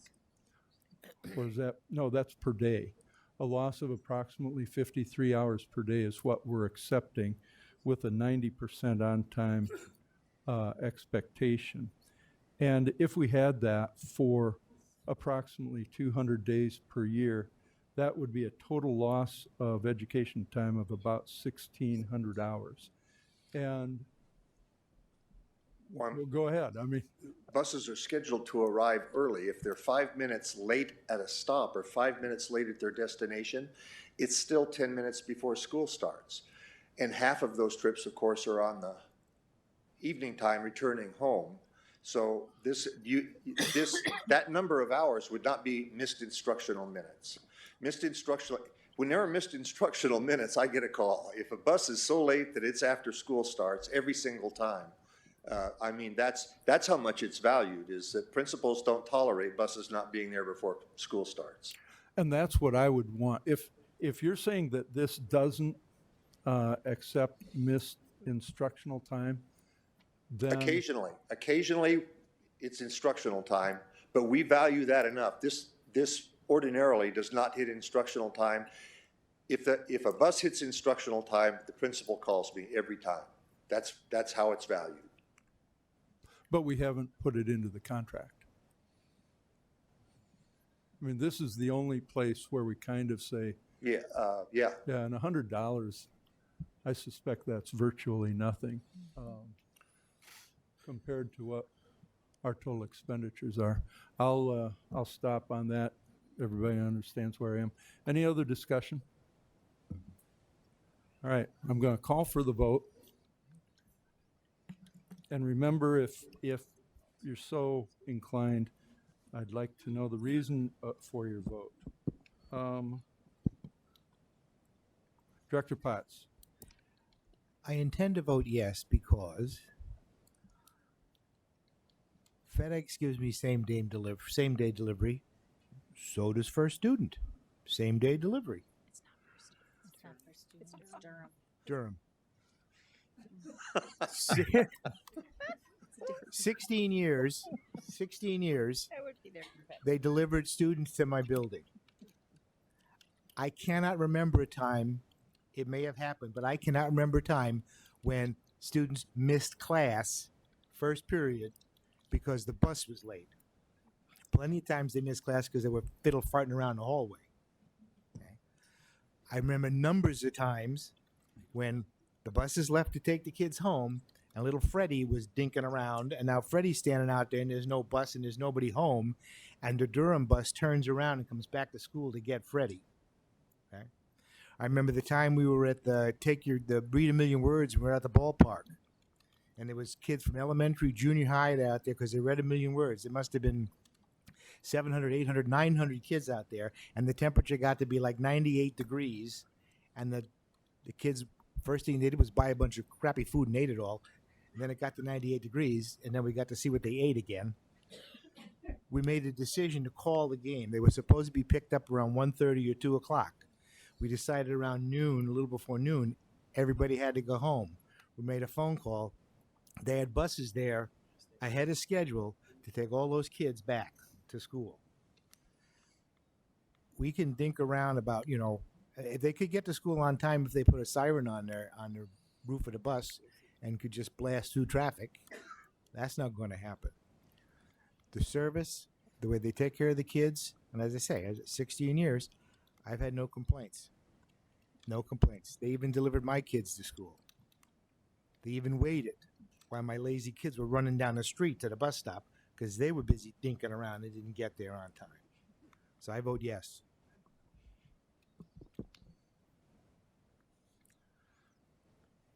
Thank you. Director Beck.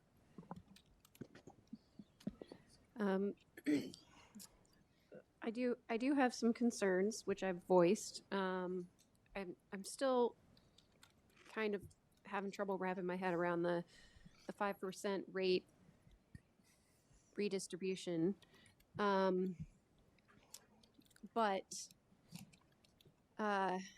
I also do not want to see a 7% increase for 1 year. I'm not sure that that's in our best interest either. And at this point, I feel like if we were to go with a 1 year contract, it might not be financially the best idea. So I'm going to vote yes with a lot of reservations. But I'm going to vote yes.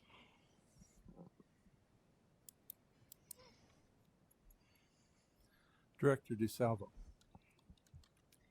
I share the same concerns that have been voiced. The safety of our students, though, is number one on my priority list, and we have a very good track record there. That's very important.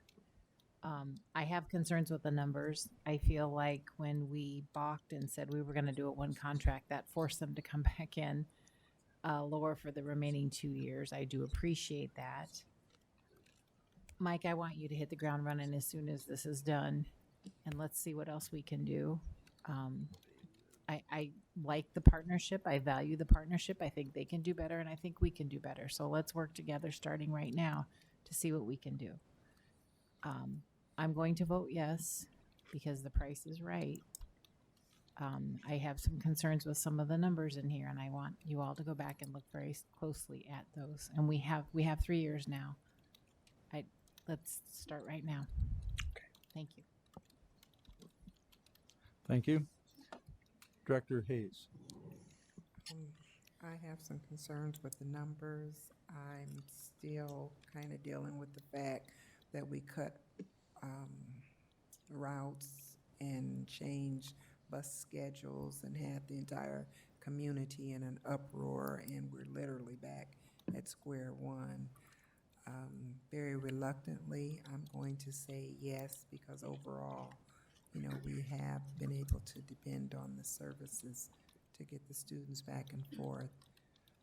I actually took one of the bus rides at the request of someone that there was a lot of behavioral issues on the bus, and actually there were no problems on the bus the day that I rode. So I do feel that things on the bus were smooth that particular day, and safety is my primary concern. Thank you. Director Mayfield.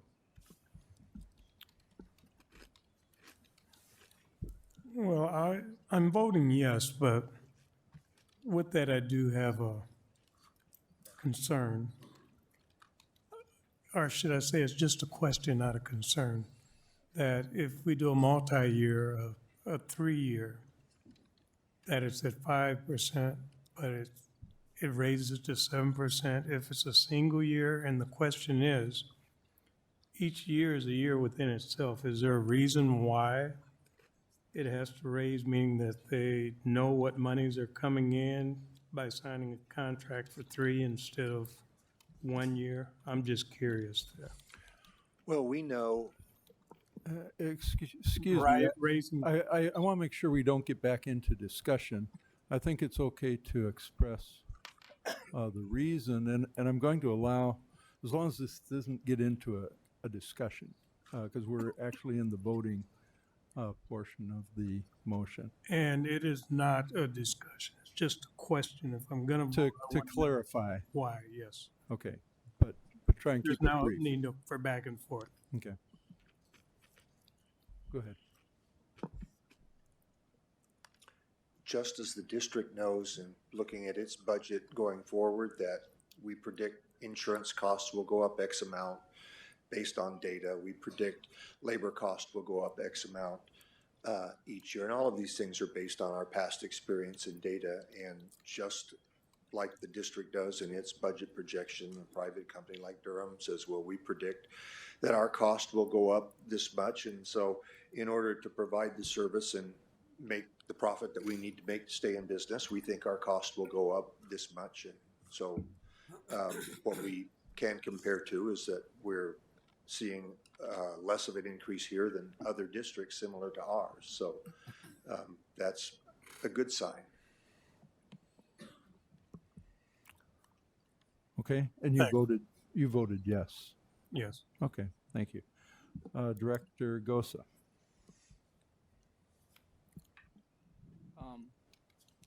I pretty much already said where I was at. I mean, we just spent 2 hours before this meeting talking about this stuff. And the small things matter. And that wasn't even brought up here. It's very disappointing. And then we'll just get into a 3-year deal and we'll be stuck for 3 years. So I'm going to vote no.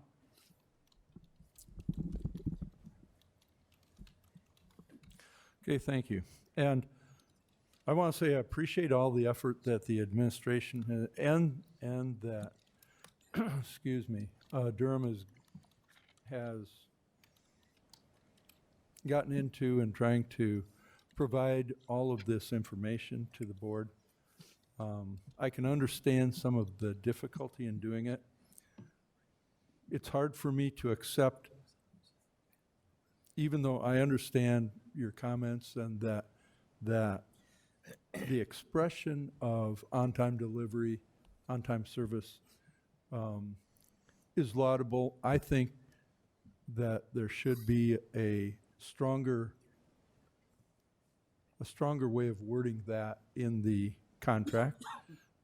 Additionally, increasing cost as your work decreases is a concept that, again, in my work, for instance, if I was working with John Deere, I said, well, John Deere, I'm not going to supply you as many of these. We were supplying, whatever, 15,000, and now I'm going to supply you with 13,000. I'd be inclined to try to increase my administrative cost, but that's not what they want. They want to know what the actual cost is. And to add this in addition to the real cost, I don't like the concept. And even though, and I haven't had time to run all the numbers, but I was thinking it'd be interesting what that 5% would be if we went to a one-year contract at 7%. I was wondering what the 7% increase minus the 2.5 or whatever this is at, which would be about, what's that, 4 3/4%, which is pretty close to 5%, might be that the overall cost would be exactly the same for 1 year as it would be for 1 year out of a 3-year contract. Anyway, it is what it is, and I'm going to vote no.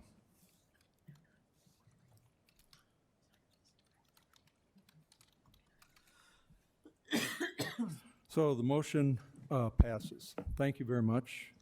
We'll move on to, may I have a motion regarding approval of juvenile court liaisons contract? Mr. President, Director Hayes. I move the board approve the contract for the juvenile court liaisons for $166,127.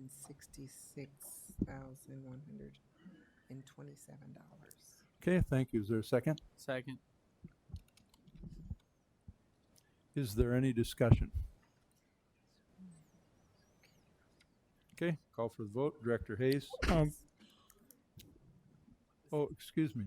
Director Mayfield. There's still some discussion. I'm going to leave the motion on the table for discussion. I missed Director Mayfield. Go ahead, Director Mayfield. Excuse me.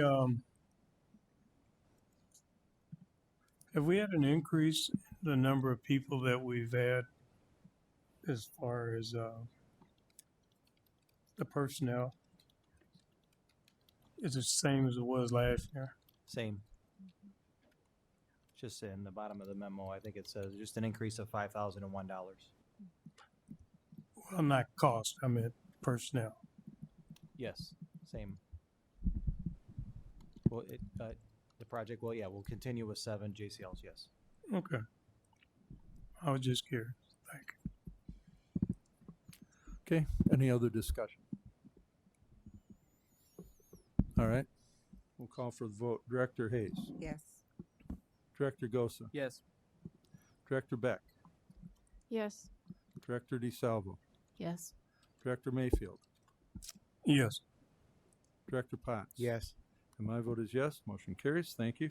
May I have a motion regarding the approval of the bid for the central locker room renovation?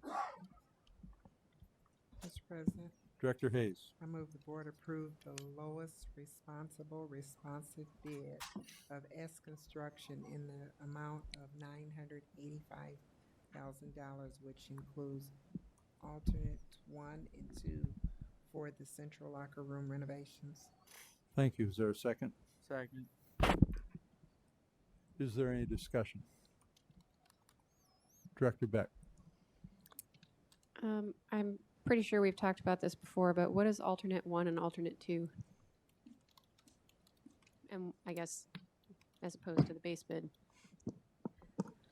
So alternate 1 includes some painting and flooring. If you've been in the Central's PE locker rooms, there's some coaches' offices on the north end. Then we're just going to put the same finishes, repaint them, do the floor, and then put in LED lights so they match the rest of the locker rooms. It was just a cost-limiting item in the budget. Depending where we came in budget, it was an option for us.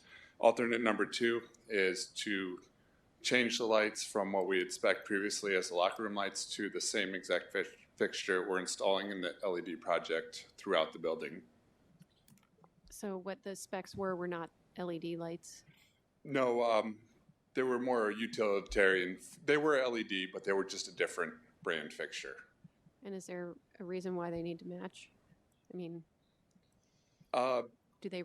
Can you run them more efficiently? Is it something like that? They were a lower level of technology than the one we're putting in the rest of the building. The ones we're putting in the rest of the building are individually addressable. Okay. These ones were just more run-of-the-mill, just basic LED fixtures. But you can see it was actually a credit from one vendor, so because of the bulk of the sale, that it actually worked out better for us. Okay, thank you. Anything else? Okay, we'll call for the vote. Director Hayes. Yes. Director Gosa. Yep. Director Potts. Yes. Director DeSalvo. Yes. Director Mayfield. Yes. Director Beck. Yes. And my vote is yes. Motion carries. Thank you. May I have a motion regarding approval of Riverbend Transit contract? Mr. President, Director DeSalvo. I move that the board accept administration's recommendation for the renewal of the contract with Riverbend Transit and the amount of $375,843. Thank you. Is there a second? Second.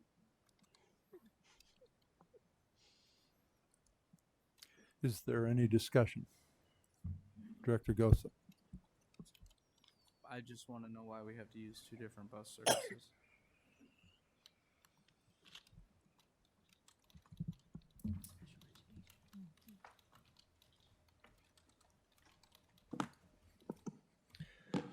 Three years ago, when we did the request for proposals, we split out the paratransit and pre-K and bid it separately, and Riverbend was able to provide those services for less money. And Riverbend specializes in the paratransit services, and they have more equipment that is suitable for that. Durham used to do all of that, but when we separated it out, basically to test the market, Riverbend was less expensive than Durham, so we split it off and have Riverbend doing those services. So this is just for parent transportation, is that what you said? Para-transportation. They have the small buses with wheelchair lifts and equipment for, and some of the kids that have big chairs that are not just a regular wheelchair, but have equipment on them and all that sort of stuff. And they do the pre-K And Durham doesn't have the means to facilitate this, or they're way higher priced? they used to, but it was less expensive when we split this off. And that was only 3 years ago. And the end users are happy with the service. And how long is this contract for? It's 3 years. Okay. Director DeSalvo. I still have my question about the 178 versus 176 days, so you can discuss that later. But I would also like to point out that if I'm reading this right, the rate structure is a 1.5% increase in base rates, then the rates would stay the same for the following 2 years. So they're not adding an increase for the second or third year. They're adding it once. That's correct. Okay, thank you. Just thank you. Anything else, Director Beck? And I think I understood this correctly. It's both, it's the paratransit for all of our students, correct? Plus the pre-K transit? No, it's only for those students whose needs require that particular service, the paratransit. Special Right, ed, that's what I mean, but it's like anybody in the district who requires those services. anyone in the district who requires those services may get them Okay. from Riverbend. Plus 4-year-olds who also require Plus the 4-year-olds, services. yes. Okay, thank you.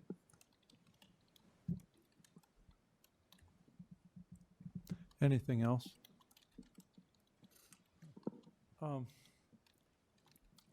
Again, I didn't run a whole lot of math on this whole thing, but the cost per bus per day is similar to the Durham cost. It's within, what, like $13, I think, something like that. Is that about right? I'm just recalling what I thought the per bus cost was like 202 or something. It I don't was. remember. Huh? It was 202 for the first. So if it's 202 and this is 189, that would just be $13, right? Which would be a small percentage. And what I was just wondering was whether, we've got 8 buses here. And if we had 8 more Durham buses, it would decrease our administrative cost by approximately $8,000 per bus. So it decreased our total cost by about $64,000, I think. And I think that when we made this switch from Durham to Riverbend, I understand that we decreased our cost, but our costs have increased from Durham because we've decreased our routes. And I think that the amount of the decreased cost of Durham is probably less than what the increased cost of Durham is. I'm just getting to the point that it may actually be less expensive to hire Durham for all routes than to hire these guys for 8 buses per day, if that all makes sense. And again, I don't Well, want to get in the weeds. Yeah, the analogy doesn't quite work for me. And in the case of Durham, it's a redistribution of fixed costs already existing in the cake, right? When the number of routes were reduced, there were fixed costs that stayed the same regardless of routes. Of course, there's probably increments somewhere where there would be less administration or something, but we can't really mix Durham and Riverbend up here. They're 2 separate items. I understand. It just seems like Riverbend, and how many students or how many people can you handle on those buses? Well, it says 75 special needs students and 50 4-year-olds. But that's total, or it's not? That's per the bus? total number transported. Right. There's too many numbers for me to crunch it all right now, but it seems like it might be less expensive to hire these guys than it would be to hire Durham. I know we can't do that, and we've already passed the other contract, but anyway, I'll leave it at that. Any additional discussion? Excuse me. Okay, we'll call for the vote. Director DeSalvo. Yes. Director Beck, Yes. Director Mayfield, Yes. Director Potts, Yes. Director Gosa, No. Director Hayes, Yes.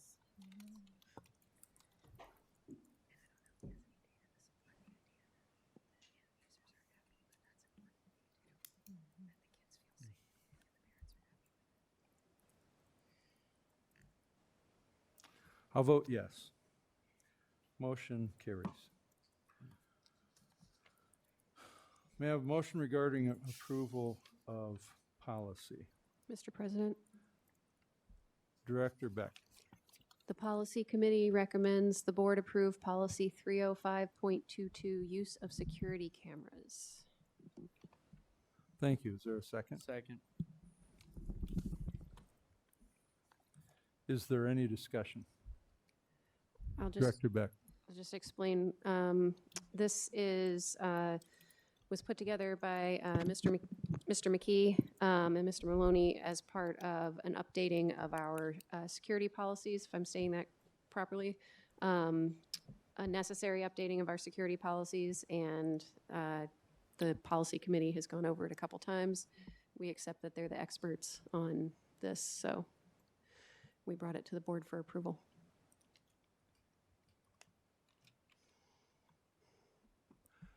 is there any additional discussion? Director DeSalvo, Did Wendy Meyer look over this? Yes, I believe Wendy has seen it. Is that correct?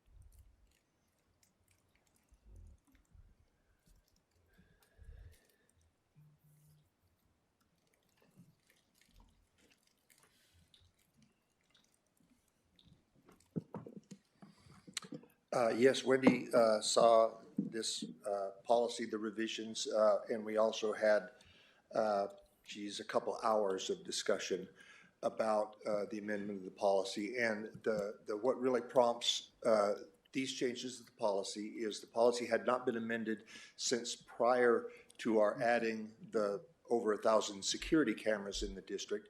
Those security cameras, when we take a clip of something that's student behavior and we use it in any way with a student, that's a student record, it's subject to FERPA.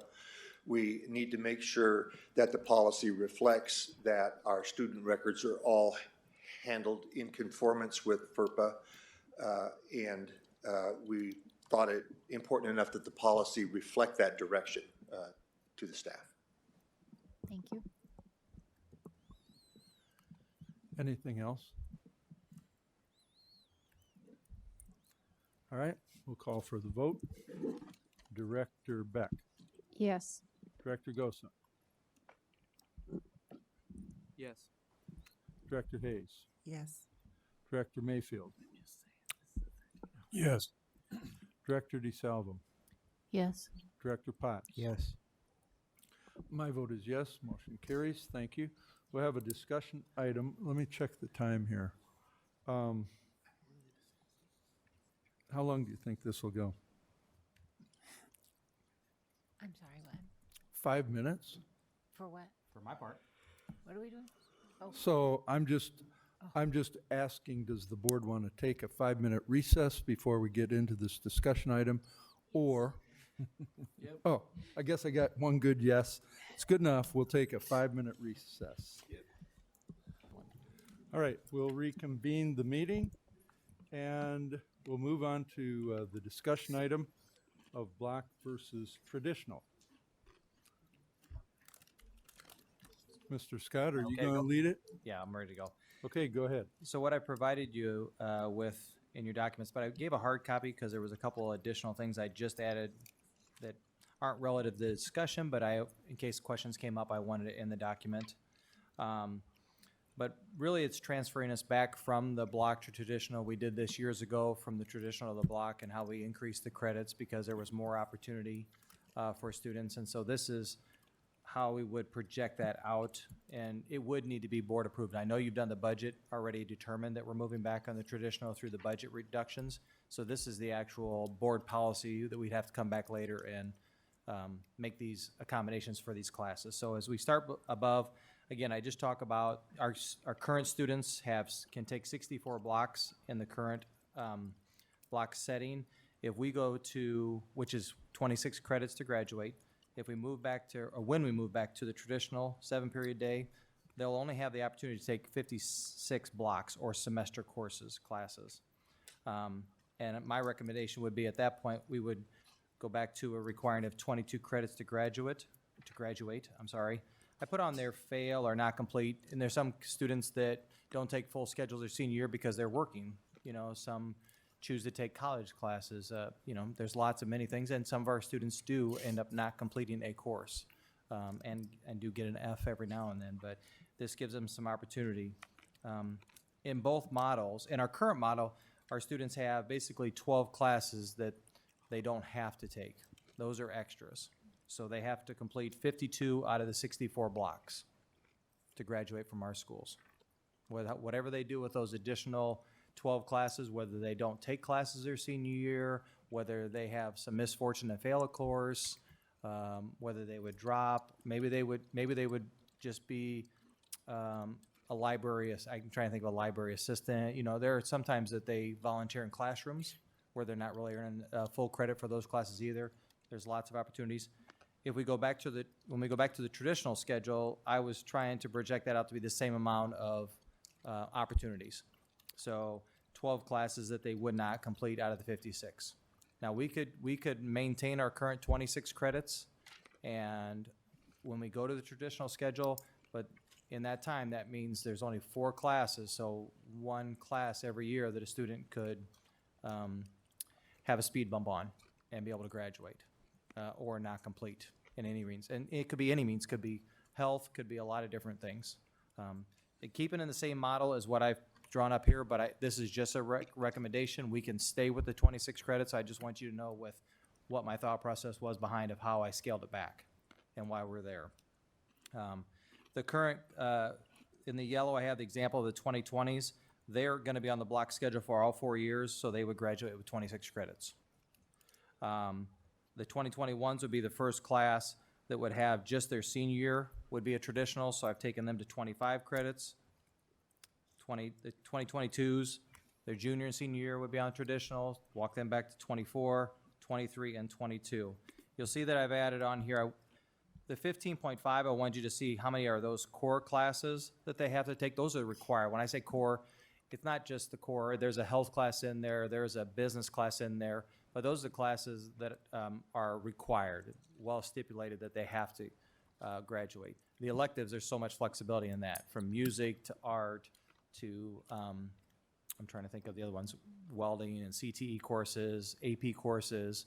So even an AP course, I consider elective even though it's in a core area because it's above and beyond what they have to take to graduate.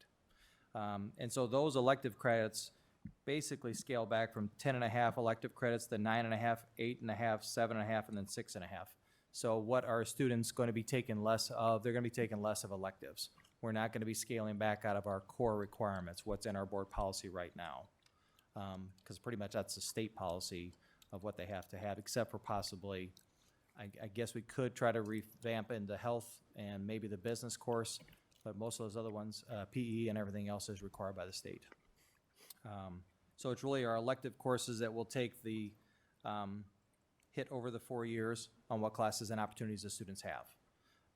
I put in the parentheses, if you'll look at starting in 2022, I put in, instead of 15.5, 16, that's part of the adjustment that's not on the one on the board. The reason I did that is that's the first year that the health class becomes a requirement. And so that they'll actually have to take 16 core credits instead of 15.5 because their grade level rotates in where that's a requirement that we have in our board policy. So pretty much it's just, I would bring this back to you the next time to approve this. But again, I'm here today to discussion I can revamp this in 100 different ways. This is just the model of what I started with.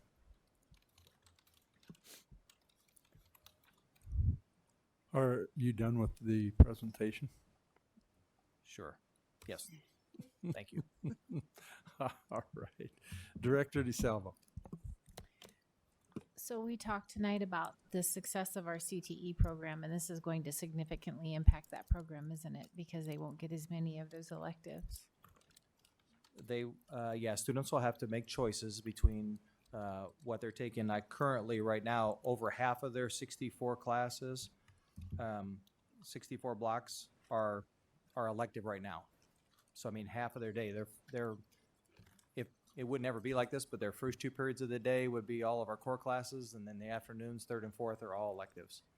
And that's what our current model is, and so that definitely will reduce when we go to this. But all of those CTEs are extra. Yeah, they're all electives. And so that would definitely reduce the amount of those classes for those students. Yeah, the opportunity, well, they would be able to take those courses, but they may not be able to be a music student also. Right. Or they may not be able to be in some other art classes or not take an AP course. I mean, it will shrink the opportunities in that. I mean, if I was a CTE kid, I'm going to be able to take all my CTE programming that I want to take. It just I may not be able to CTE and a music student at the same time. Or foreign language. Yeah, I would think you'd be able to get through both. It'll be tougher. Let me say it like that. In my brain right now, I can say, well, no, foreign language and CTE, I'm probably gonna be able to go to all those courses, but it's gonna limit a lot of my other choices then. In talking with a former student of the Davenport Community School District about this last evening at the dinner table, he had big concerns about this. Of course, this was his passion, and I won't bring it back, I promise, but he was concerned about foreign language. He was concerned about CTE. He was concerned about AP classes, because this will significantly reduce those opportunities for our students by doing this. So we know the concerns, but I guess what I'm looking at so we're going from block to traditional. Block right now is 4 classes a day for a student. And if we go to 7 classes a day for a student, it seems quick, uneducated math on this. It seems like we would be adding staff versus reducing. So can you explain to me how this will save us money in staff? A traditional schedule from a mathematics, if 4 classes of the block, we're going to be going to 3.5 classes with a 7-period day, basically. You're going to be, it's less classes, because 7-period, to put them on the same kind of system. Let me do it the opposite way. 7-period day this way would be 8 periods for the block. Does that make sense? We're going to double it? I'm not following you. Okay, so a quarter class, 1 block is a semester for a traditional. It's 2 periods, first quarter and second quarter. Right. Whereas in the block, I get first period, I get a block done in 1 quarter. Right. Amount of time. So teachers teach 3 out of 4 classes. So they teach 75% of the time. When I go to traditional, they're going to do 6 out of 7 classes, which I believe is 87.5%. If I'm off the top of my head, I don't know. Okay. So they're going to be more teaching. I'm guessing. How are they taking that? How is staff? How is who taking that? The staff.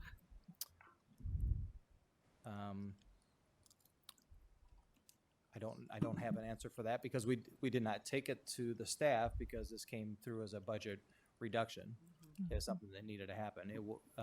I mean, we had the open forums a few years ago, right? And Let's see, I think 4 to be exact. yeah, and so, they wanted to keep the block.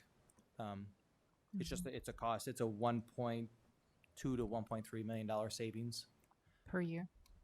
Yes, it'll be a reduction of about 20 to 22 teachers next year. One last question then about the dual enrollment program. Will that be able to continue without a block schedule? Yes, it'd be able to continue. Again, other courses will be limited, whether they maintain a music student or something like that could be impacted for them.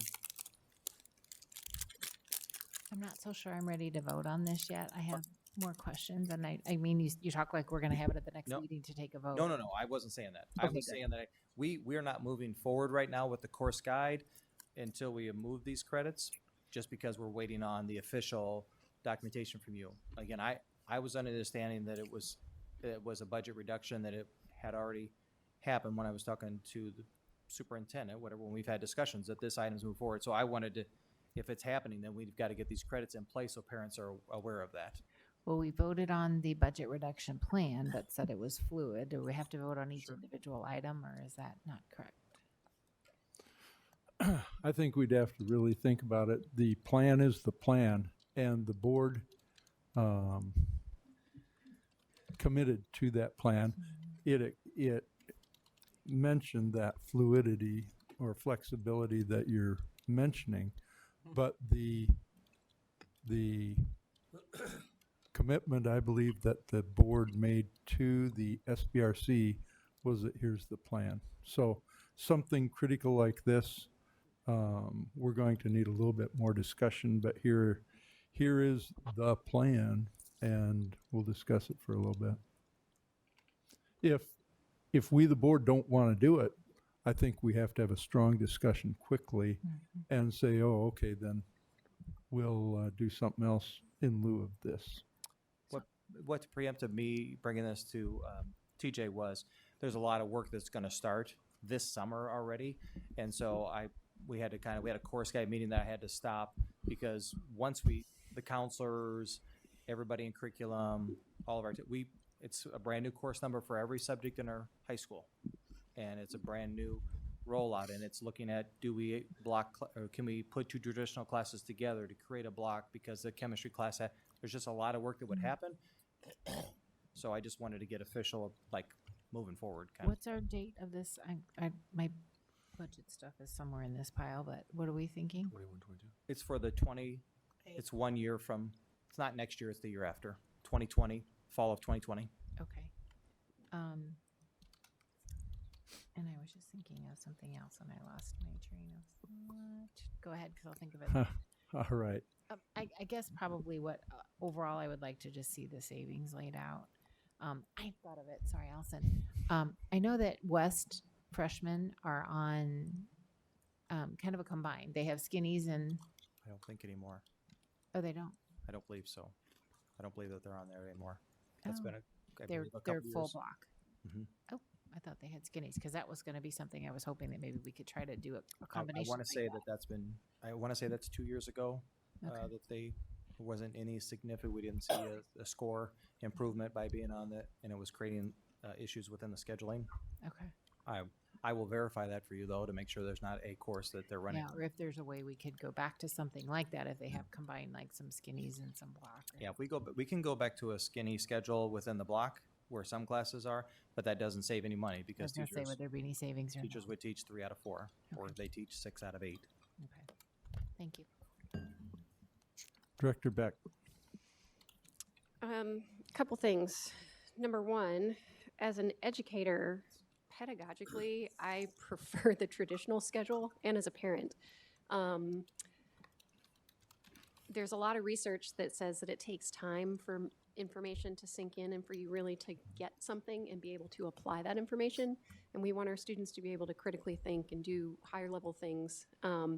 So from that standpoint, I'm actually happy to see it back on a traditional schedule. I teach on an accelerated schedule, and I hate it because by the end of the semester, my students can't remember what they did 2 weeks before. It's just jamming in more information, but it goes right back out. That being said, you're describing a requirement of 22 credits to graduate. Mm-hmm. That doesn't mean a student couldn't take more credits, correct? Yeah, they'd be able to take 28 credits. Right. So they could still do music and foreign language and whatever, couldn't they? Yes, from what I'm talking about is where it goes from 28 to 32, because right now you could take 32 credits in our current model. So you lose that 4 credits, which is 8 classes.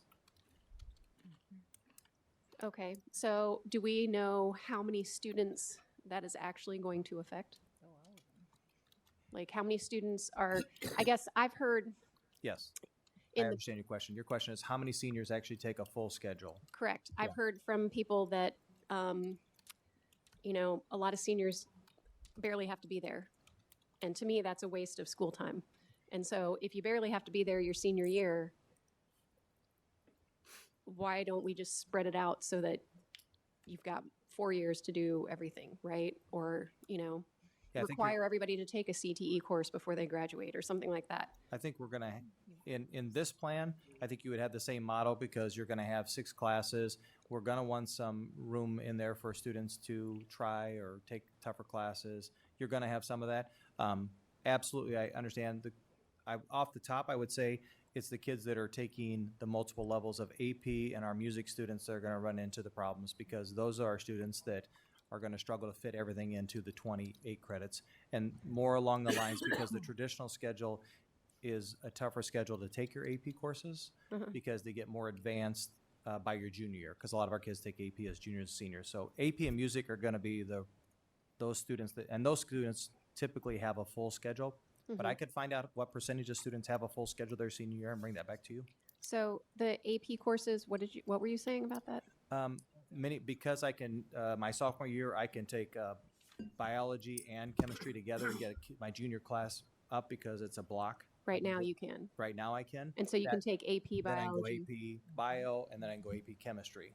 Whereas in a traditional, I'm going to take earth space, I'm going to take biology, I'm going to take chemistry, and then I'm going to get one AP my senior year. Why can't you take biology and chemistry in the same year when they're different?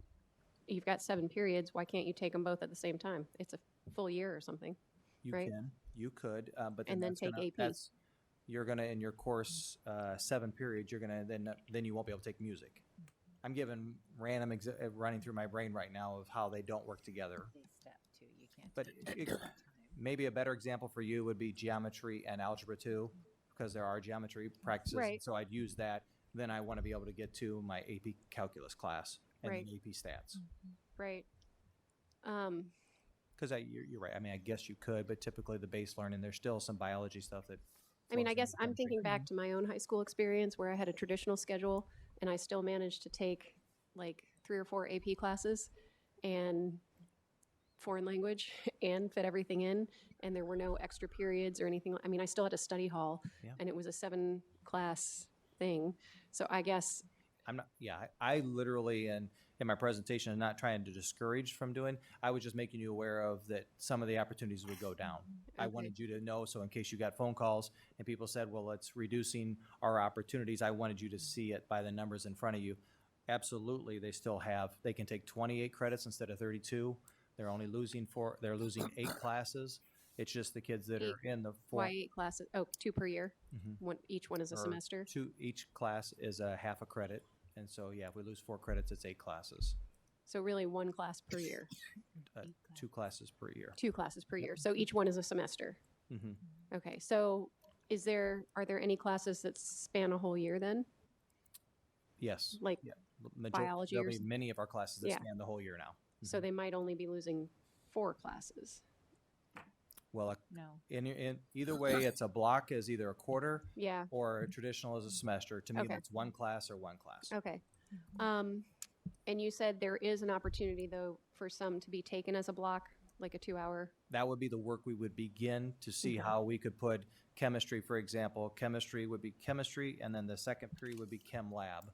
So I would combine those courses. Right. I would have to start working through that with the curriculum specialist whenever we move forward on this officially. Well, I guess also, for example, I mean, do the chemistry in the first semester as a 2-period block, and then biology in the second semester as a 2-period block or something like that, and alternate lab days or whatever. I mean, I don't want people to immediately go to, we're going to lose our opportunities, because this is over $1 million we're talking about. Yeah. And I understand the concern, but I think it would be helpful if we propose when we announce this or talk about it or put it out there in the public, we talk about some of the positives. More time to spend with the material, more time to get remediation with your teacher, more time to do X, Y, or Z. You can still do this AP classes. You can still do, you know, prior to, yes, I agree with everything you said, because Okay. prior to going to this, I mean, I was having discussions with the curriculum about going to the block where it was an A and B day, so that I would stretch courses out for the whole year. Mhm. And then through the budget discussions, this needed to move forward, so then we did not keep moving forward with our A-B blocks discussion to spread everything out, because I do agree with courses being more stretched out throughout the year is absolutely better for many of our courses. Right. Okay. Well, I guess I'm just saying, when we bring this to the public, to the community, I don't want to emphasize that we're losing. I wasn't, I guess I wasn't, I will speak with the superintendent. I wasn't aware that we were bringing this back to the community. I was under the understanding that the board already approved this. No, I as don't far as- mean, I just mean whenever it gets out there, you know, and people are talking about it, I would like people to emphasize the positives rather than negatives. If this is a done deal, which I don't, you know, I'm fine with it, but that's my personal bias. Well, that's what my job would be to find any and all classes that we can combo to help those students schedule. That's why, I mean, there's a lot of work that's gonna begin, but I mean, I wouldn't want to begin that with everything else that we have going on in the district if we're not, Right. if we weren't 100% sure. That's the only reason I just was Yeah. bringing this forward. to And I show you. guess my final question is, aren't there already, like, I think it's in the middle schools, like early bird classes because students can't take two things at once? Yep. So- We'd have to, that would be a cost. We'd have to supply the. But we already have that. No, because that would be, students would then be taking more than a full load. And so if the students are taking more than 7 periods, we would have to staff the staff at, No, I thought right now at the middle school, if a student wanted to do, like at Sudlow, a student wanted to do music and something else, there's like an early bird music class. that's an additional cost to the district because of the creative arts. And Right. They take 8 periods, and so that costs the district more money for those students. Right, but I'm just saying it's something that we're already, But it's already a problem for some people, the scheduling. Correct? Fitting everything in is already a problem. The good example is, yes, the creative Okay. arts is a similar situation where they have difficulty taking all of their courses and taking the music track on a traditional schedule Okay. that they're on. And so then I have to offer PE in the morning at Cello so they can meet all the requirements. So they can get their core. So they can be in band and orchestra or Okay. be in a I should say more band and foreign language at Cello. Okay. But it is an additional cost for our district. Okay, and then, how long is passing time between classes? At one school, it's 4 minutes, another one it's 5, another one it's 6, the high school, depending on what their layout is. I mean, basically, you time it on the farthest class away, and Yeah. somebody walks it all the way up, and how fast can I actually get there in a reasonable Those have already been 1,400 kids? optimized, though? Yep. Okay. Yeah. Okay. I think that is it for now. Thank you. Director Gosa. It doesn't matter. What? No, my thought. Oh. So I had the traditional schedule. I wish I would have had the block schedule. I'd been able to do way more stuff. I think that doing this now kind of goes against our vision statement because we're supposed to be able to prepare all students to compete in a global society. Well, now we're kind of going to take away some of the CTE class. You're not going to be able to do everything. And as far as your senior year, having time off, some people have to work. I mean, you have bills to pay, whether you're helping your parents out, your grandparents, whatever. That's a reality, right? I started working when I was in high school, and I took a lot of co-op classes, so I actually got credit for going to work. I guess I didn't realize that we were actually going to a traditional schedule. I thought that the plan that was approved was a fluid plan, so I guess in a sense I'm glad I voted no on that. But yeah, we put programs in, we put the music and all the extracurricular stuff, and now we're kind of gonna back out on that. So I can see eventually those fizzling out and they'll be gone, done away with. You know, here's another budget cut. We're gonna get rid of this class because technically you really won't have time to do it. So we'll just get rid of this one. We'll get rid of that one, and then sometimes I feel like our kids get set. They have so many obstacles against them, and now with budget cuts and everything else, it's almost like they get set up to fail. I mean, it's hard. Everybody is their own individual person. Every student is different backgrounds, everything else, and then you start getting other added stuff in there. It's a bad thing. I mean, public education funding isn't what it is. I mean, it's very clear that our legislator wants to privatize it all. And that's very apparent by what they do. That's my personal opinion. Mine. I'm one of 7. Every time I speak for myself and no one else. I want to make sure that's very clear. But yeah, and this is going to directly affect me actually because my son's going to be in 9th grade next year. So it'll be interesting because he was looking forward to getting to take some of those CTE classes and stuff like that. So we'll just have to see how it all shakes out.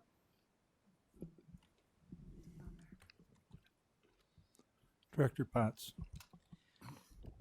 Do you know if when we went from the traditional to the block, did we add course requirements in the core for students? Yeah, the state may have made a few adjustments. I mean, it's probably been 10 to 12 years ago. PE has been one that was kind of added in during that time. I would say about 9 to 10 years ago, where it was a half a credit, then it was a credit, and then it became where you had to have 2 credits of PE. The health is one of the ones that we've added just the last couple of years. I think language arts may have gone to 4 years. It may have been 3 prior to that time. But I mean, it's not been a drastic change. If it was 14, now it's 15 and a half. It's not been an. So all the was it 15.5 core credits, the 31 classes, are those the ones required by the state, or are any of those like permissive that we've decided? That the only right now, I would tell you that the business course, I believe, is a course that we have in there that I don't believe that we have to have in there. The other core classes, we have 4 credits of language arts. We have 3 years of math, 3 years of science, 3 years of social studies. So those all need to be in there. The PE, 2 credits of PE. Trying to see the board policy in my brain right now, but you know, I don't expect you to just, yeah, but and there's a health, like I said, the health course. The health course, I guess we could embed that somehow. But when we had the health course in the PE class, it really was having a difficulty meeting what the state is requiring us to do during that time. So that's why I moved it out of there.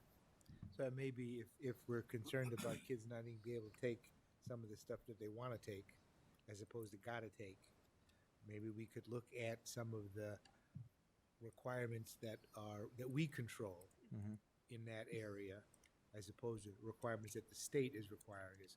Now, isn't the state now going to be requiring a financial literacy class? Is that going to be a semester class or a? Would be one. It'd be a class. It'd be a block or a semester, depending on what schedule we're on. But it'd be a 1 class, and whether we can meet that through the economics course that we currently have in our social studies requirement is I would think would be our first where we would start before we would add the course. We would try to see if we can meet those standards through that. Okay, thank you. Director DeSalvo. I think that would be helpful if we could see what's the state requires, what we're requiring, where that leaves our kids, what opportunities that then we can focus on, and then okay, now you'll have this. So these are what we can offer if we move to this. I think off the 15 to 31 classes of the core classes, I can easily send a memo to the superintendent through the curriculum director, and we can tell you that out of the 31, 2 are negotiable, so it'd be 29. I mean, that would So be it's not much. we'd be able to get that to Sure. what it was. Within the next couple. But I of think weeks. what I would like to see though is these specific classes so that we can say, okay, these are your basics. This is what you have to do. And That's the 31 classes. I know, I understand that, but what are they? Reading, math, Oh, you want art. to actually list Yeah. it out? Yes. Okay. Yeah. And then I second that. And then I'm looking into, I'm thinking of foreign language. So we need to get our students on a track. If you're interested in foreign language, start it in junior high, because now your opportunity to get that done, if we move to traditional, will shrink a little bit. So you need to be more forethinking, knowing that you have to get all this done in high school. So start it early if that's the path you want to go. If it's not the path you don't, then fine. Maybe you're interested in music, so start your music in junior high and progress. But I think we've got to get parents starting to think about this, get it communicated that, hey, this is coming. Does your student want to move on to a college that requires 4 years of foreign language? This is what you need to start thinking now. So that's what I For our students that are attending a 4-year college, foreign language is a big deal. For the other percentage, it's But so those that were thinking, hey, I'm going to be on a block schedule, junior's coming up into high school now, so I know he can knock that out in in 2 years. Now it's going to take all 4, or start it in junior high.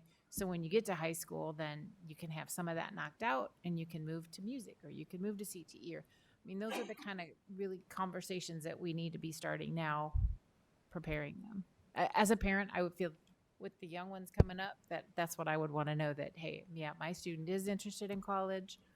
We need to move down this path, or they're not. So let's go this path. Well, that would require giving high school credit. We do. I was going to say, currently, the legislation just changed. So if you take algebra in 8th grade, you are required to give the student credit. If you take world language in 8th grade, you're required to give them the Right. credit. So those students are already getting 2 of their 31 classes. So that's or the more. kind of stuff that we But- need to know, and that's the kind of stuff we need to share with our parents.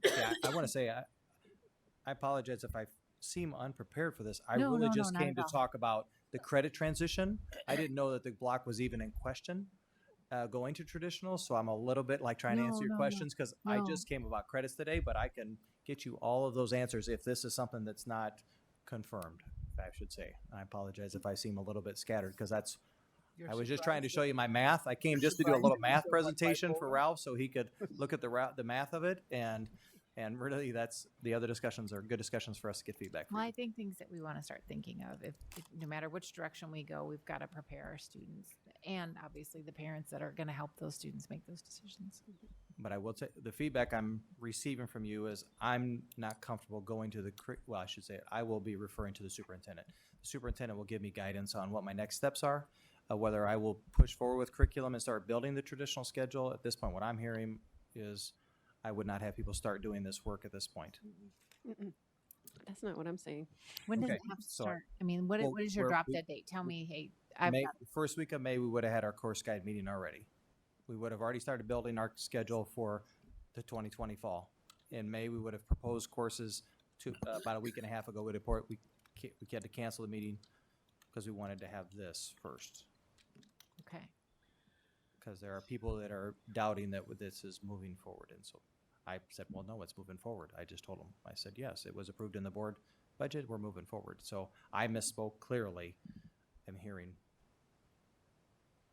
I've had conversation with the superintendent. I'm not making this on my own.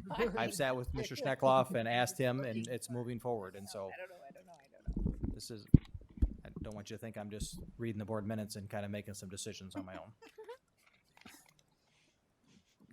Director Beck. I do want to say that now that I do remember seeing it in our budget plan. So I think people just, we hadn't discussed it really. And so bringing it to us is fine. Like, I don't want Yeah, you to feel bad. What came up was the But course. we always have tons of questions, Yeah, that's right? why it's wonderful. I love those. The course guide meeting being canceled really preempted me coming to TJ. It was course guide meeting was happening. I'm like, well, then I need to start bringing this forward because we'll start in action steps and they'll be writing curriculum this summer. They'll be doing a lot of work this summer already. I think my personal opinion is that yes, go ahead with it, but that's my personal opinion. I'm not saying don't do anything with it. Again, I'll take my direction from the superintendent when he informs me on what direction to move forward. Any other discussion? Director Gosa. Does this affect the Creative Arts Academy at all in any way? They're in the high school part of it. The middle school part, no, but the high school part, of course, it's opportunities because it reduces the electives opportunities that they can take. So Again, we might have like less kids taking it then.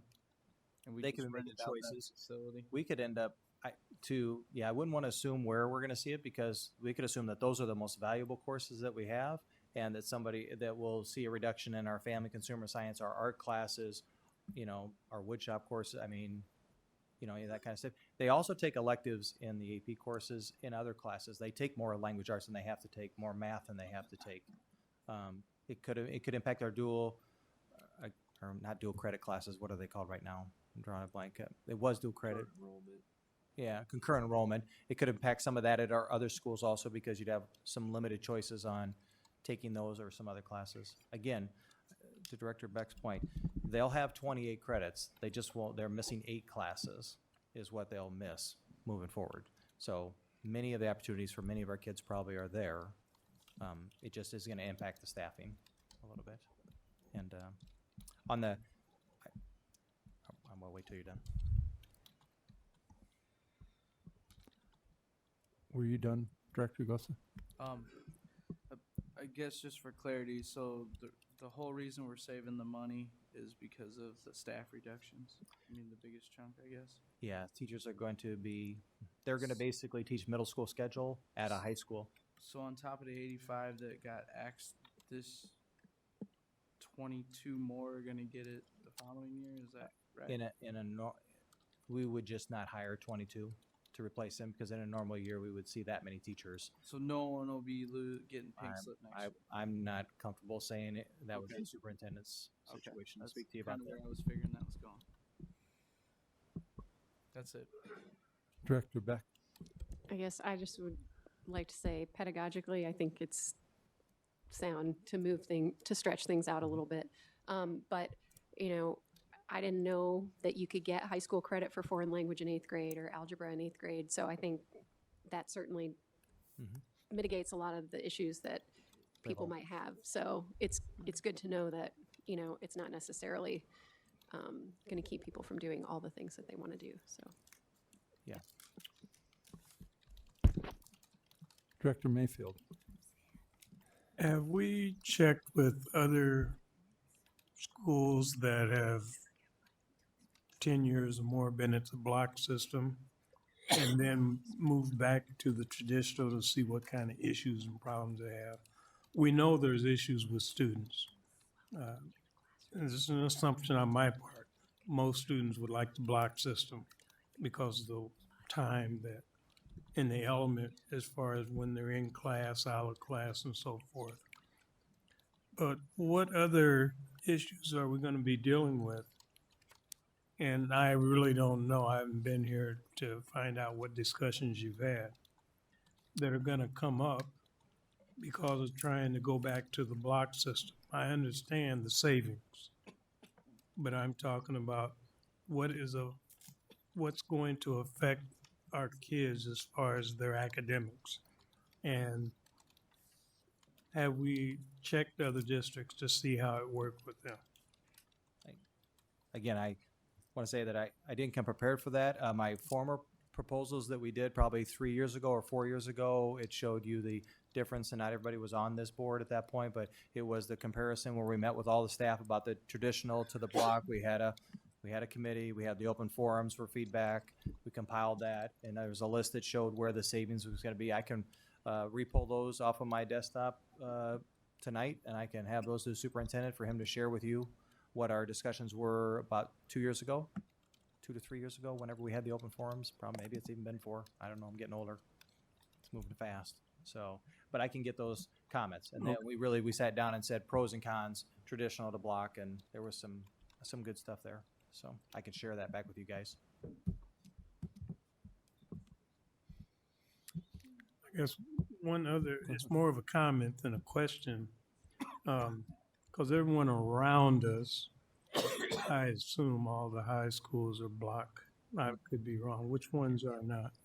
I think of high schools. Rock Island High School is a traditional schedule. I'm pretty sure of that. I know Pleasant Valley is a traditional schedule. Okay. For stretching out, I know that North Scott's on the AB block, so they go 4 periods. They go basically 8 periods. Bettendorf is the only one I know that's like on a traditional block that we're currently on. And quite honestly, for Moline, I believe Moline's on a traditional too, but I would have to double check that. So just in this current area. When we researched it, we did research as far as like Linmar. We went up to meet with we met with those schools on the hybrid schedules where it was some block, some traditional, but there was no cost savings when you do that because of the teacher workload. It basically ended up being the same workload for teachers.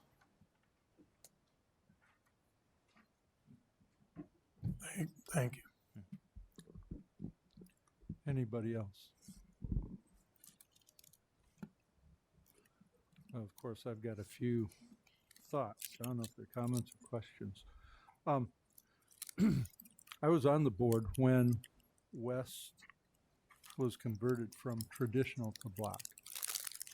And I went to one of the meetings that was put on by the principal, and there were about 80 parents in the cafeteria that night, and I would say that there was far from universal support for going to block. And at the board table, the way that I understood it was that the representation was that going to block would save us money. It did at that point. Because. And maybe it does. Okay. I don't remember how I voted. That was probably 12 or 13 years ago, I would guess, something like that. But at the time, I did a lot of studying. I tried to figure out, I mean, there's schools all over the country that have gone from traditional to block to traditional. They've gone from traditional to block. There's so much research out there that I think you could probably prove anything you wanted to.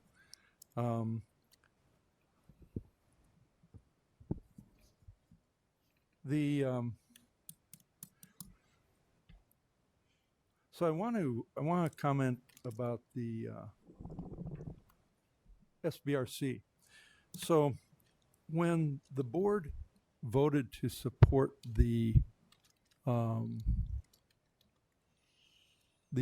remember I think we approved a 2-year and a 5-year, I don't remember all of what we did, but we supported the plan, which included that flexibility, which certain board members wanted that in the structure of the motion, I believe, because for the most part, there's strong concern on the part of board members to not close a school. And it was part of the thinking, I believe, in the way that the motion was made. And so I think we really, I think the board understands the relationship that we have with the SBRC. And I think that they've been very forthright in their communications with us that we got to get this done. And the budget and all of the things that are going into it, the personnel cuts, the cuts in whatever we're making, I think are tough decisions, and I think we all are part of that decision making. And so I just want to be really, really careful. We want all of these things. I mean, I think we'd love to have a block and traditional simultaneously if we could. I'm accepting the numbers that you've put together that demonstrate the savings, right? I mean, it does seem strange to say 12 years ago we saved money going to block, and now we would save money going back to I traditional. can follow up with that is that during my research of that, our teachers in the traditional only taught 5 out of 7 periods. And now they'll be teaching 6 out of 7. So that was the savings. They went from teaching 5 out of 7 to teaching 6 out of 8, basically, with the block. And so the percentages, it wasn't going to cost anything. Now going to 6 out of 7 will save the district money. Okay. Because we're not going back to the same model. I appreciate all the comments and questions that have been posed by the board members. One of the things during this conversation, or this discussion, excuse me, I conferred with the superintendent, and he said we need to make a decision before the end of the school year. So I want to express that to this board that we've got to, I know that there's concern, should we do it, should we not? And I believe that the agenda committee is going to likely put this on the agenda so that we get a firm commitment from the board to do it. Or if the board says, no, we aren't going to do it, then we better figure out how to be flexible with respect to the plan that we submitted to the SBRC. I do not believe that we have the right, but I think we would be in deep trouble if we simply don't accept one of the parts of the plan that would reduce our expenditures without having something to back that up. And when that use of the word flexible was used, I believe that the SBRC asked, what exactly does that mean? I think that was the first question out of the block in that meeting, if I recall properly. So I just want to encourage the board to really think this through. What do you want to do?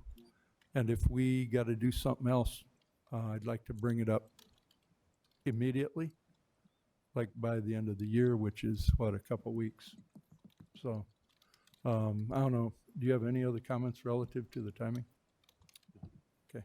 Is there any other discussion? Just have one thing. Oh, sure. Again, my document was more about the transitioning of the credits. It wasn't about the opportunity that you brought aware. So I think I'm going to rework this a little bit around that 32 to 28 credits to show you the opportunities that will be on there. And from that lens, I was more thinking of just what do they need to do to graduate as we transition back into board policy is all I was coming for today. And then I know it's not my topic here, but there was a discussion about the graduation when I stepped out of the room. When I go to the website and I hit calendar and I go to events, it shows the graduation order of being central, I think north and west. So I'm not sure where those times came from that were on that part. It wasn't like that. So I just want, but if you go to the website, the times are correct on that, whatever, so. Okay. Well, thank you for that. They asked me a question when I walked right back in. Yeah. When you said that, it reminded me of one other comment I had. When your original calculations on the second kind of paragraph, you said that this allows students to fail / not complete 12 out of 64 blocks. And then the fourth paragraph, you said that with a requirement of 22 credits instead of 26, it allows students to fail / not complete 12 out of 56 classes and still graduate. The only point, when I did those numbers, the 12 out of 64 was 18.75%, and the 12 out of 56 was 21.43%. The only point is that by making this change, we're increasing the amount of failure you can get. And it just, Percentage-wise. huh? Percentage-wise. Percentage-wise. Sure. Yeah, and that was, went both ways. I went with the 12 out of 12. I was trying to make it easier to, I understand. of how it got to the 22. Yeah. But, I just, I don't know if it's right or wrong.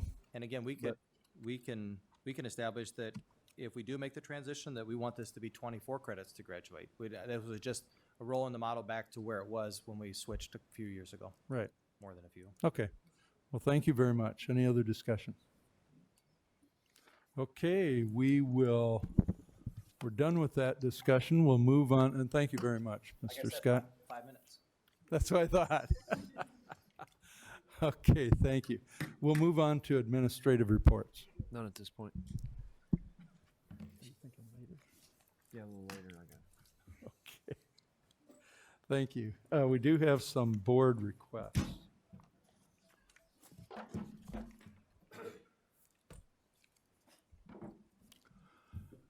Director Gosa, today's date, information request. I would like information on comparison from last school on the amount of tardies and absences compared to this school year with the change in bell times to see if the change made any impact to our students. Why are you requesting this information? I feel this information is very important to see if there are any effects to our students. Is there a second? Second.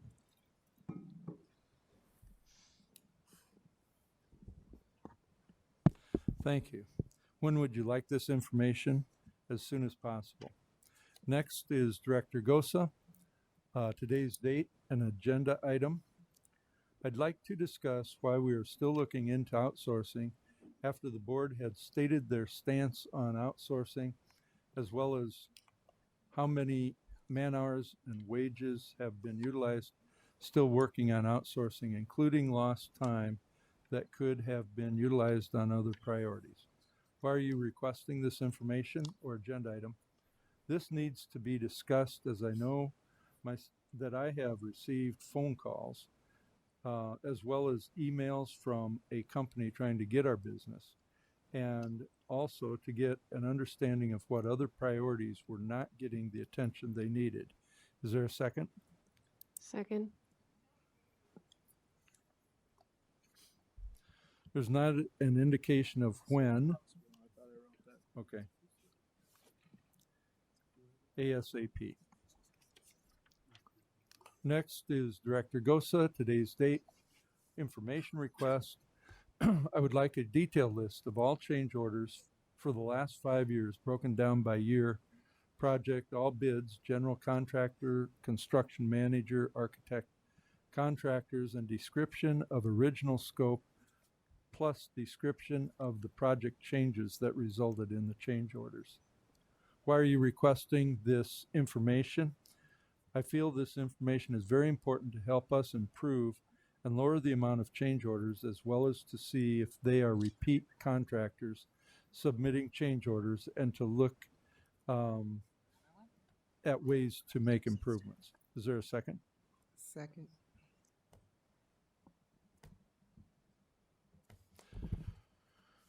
When would you like this information?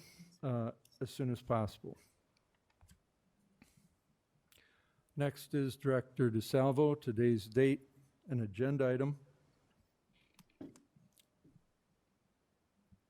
Excuse me, description of the request, Phase 2 updates at every board meeting.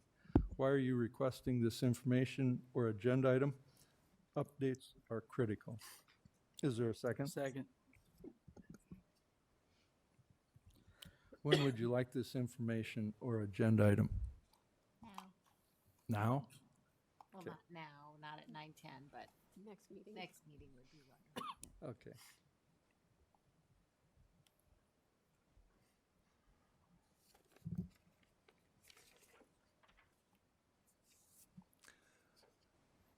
This is a request from Director Beck, today's date, agenda item for a presentation, very short, exclamation mark, of the layoff/RIF process that has just occurred and how placements are made, if at all.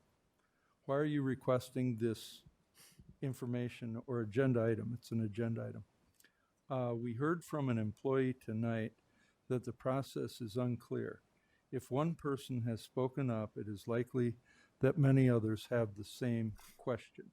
Is there a second? Second.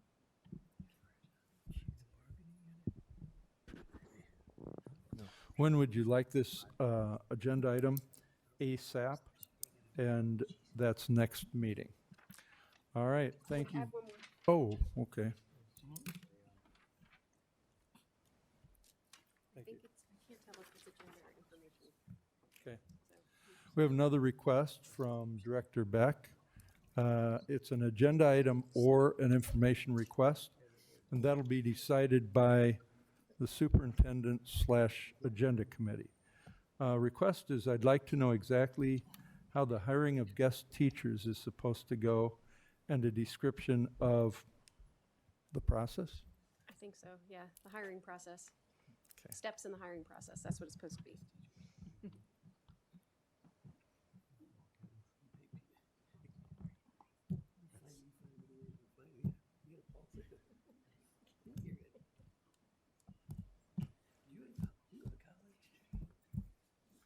All right, and why are you requesting this agenda item or information request? I have at least 2 friends who have tried to get hired and run into extreme inefficiencies. Is there a second? Second. Serious inefficiencies in the process. When would you like this information or agenda item? ASAP, I guess? ASAP. Okay, thank you very much. With that, I would entertain a motion to adjourn. So moved. Is there a second? Second. All those in favor say aye. Aye. Aye. This meeting is adjourned. Thank you.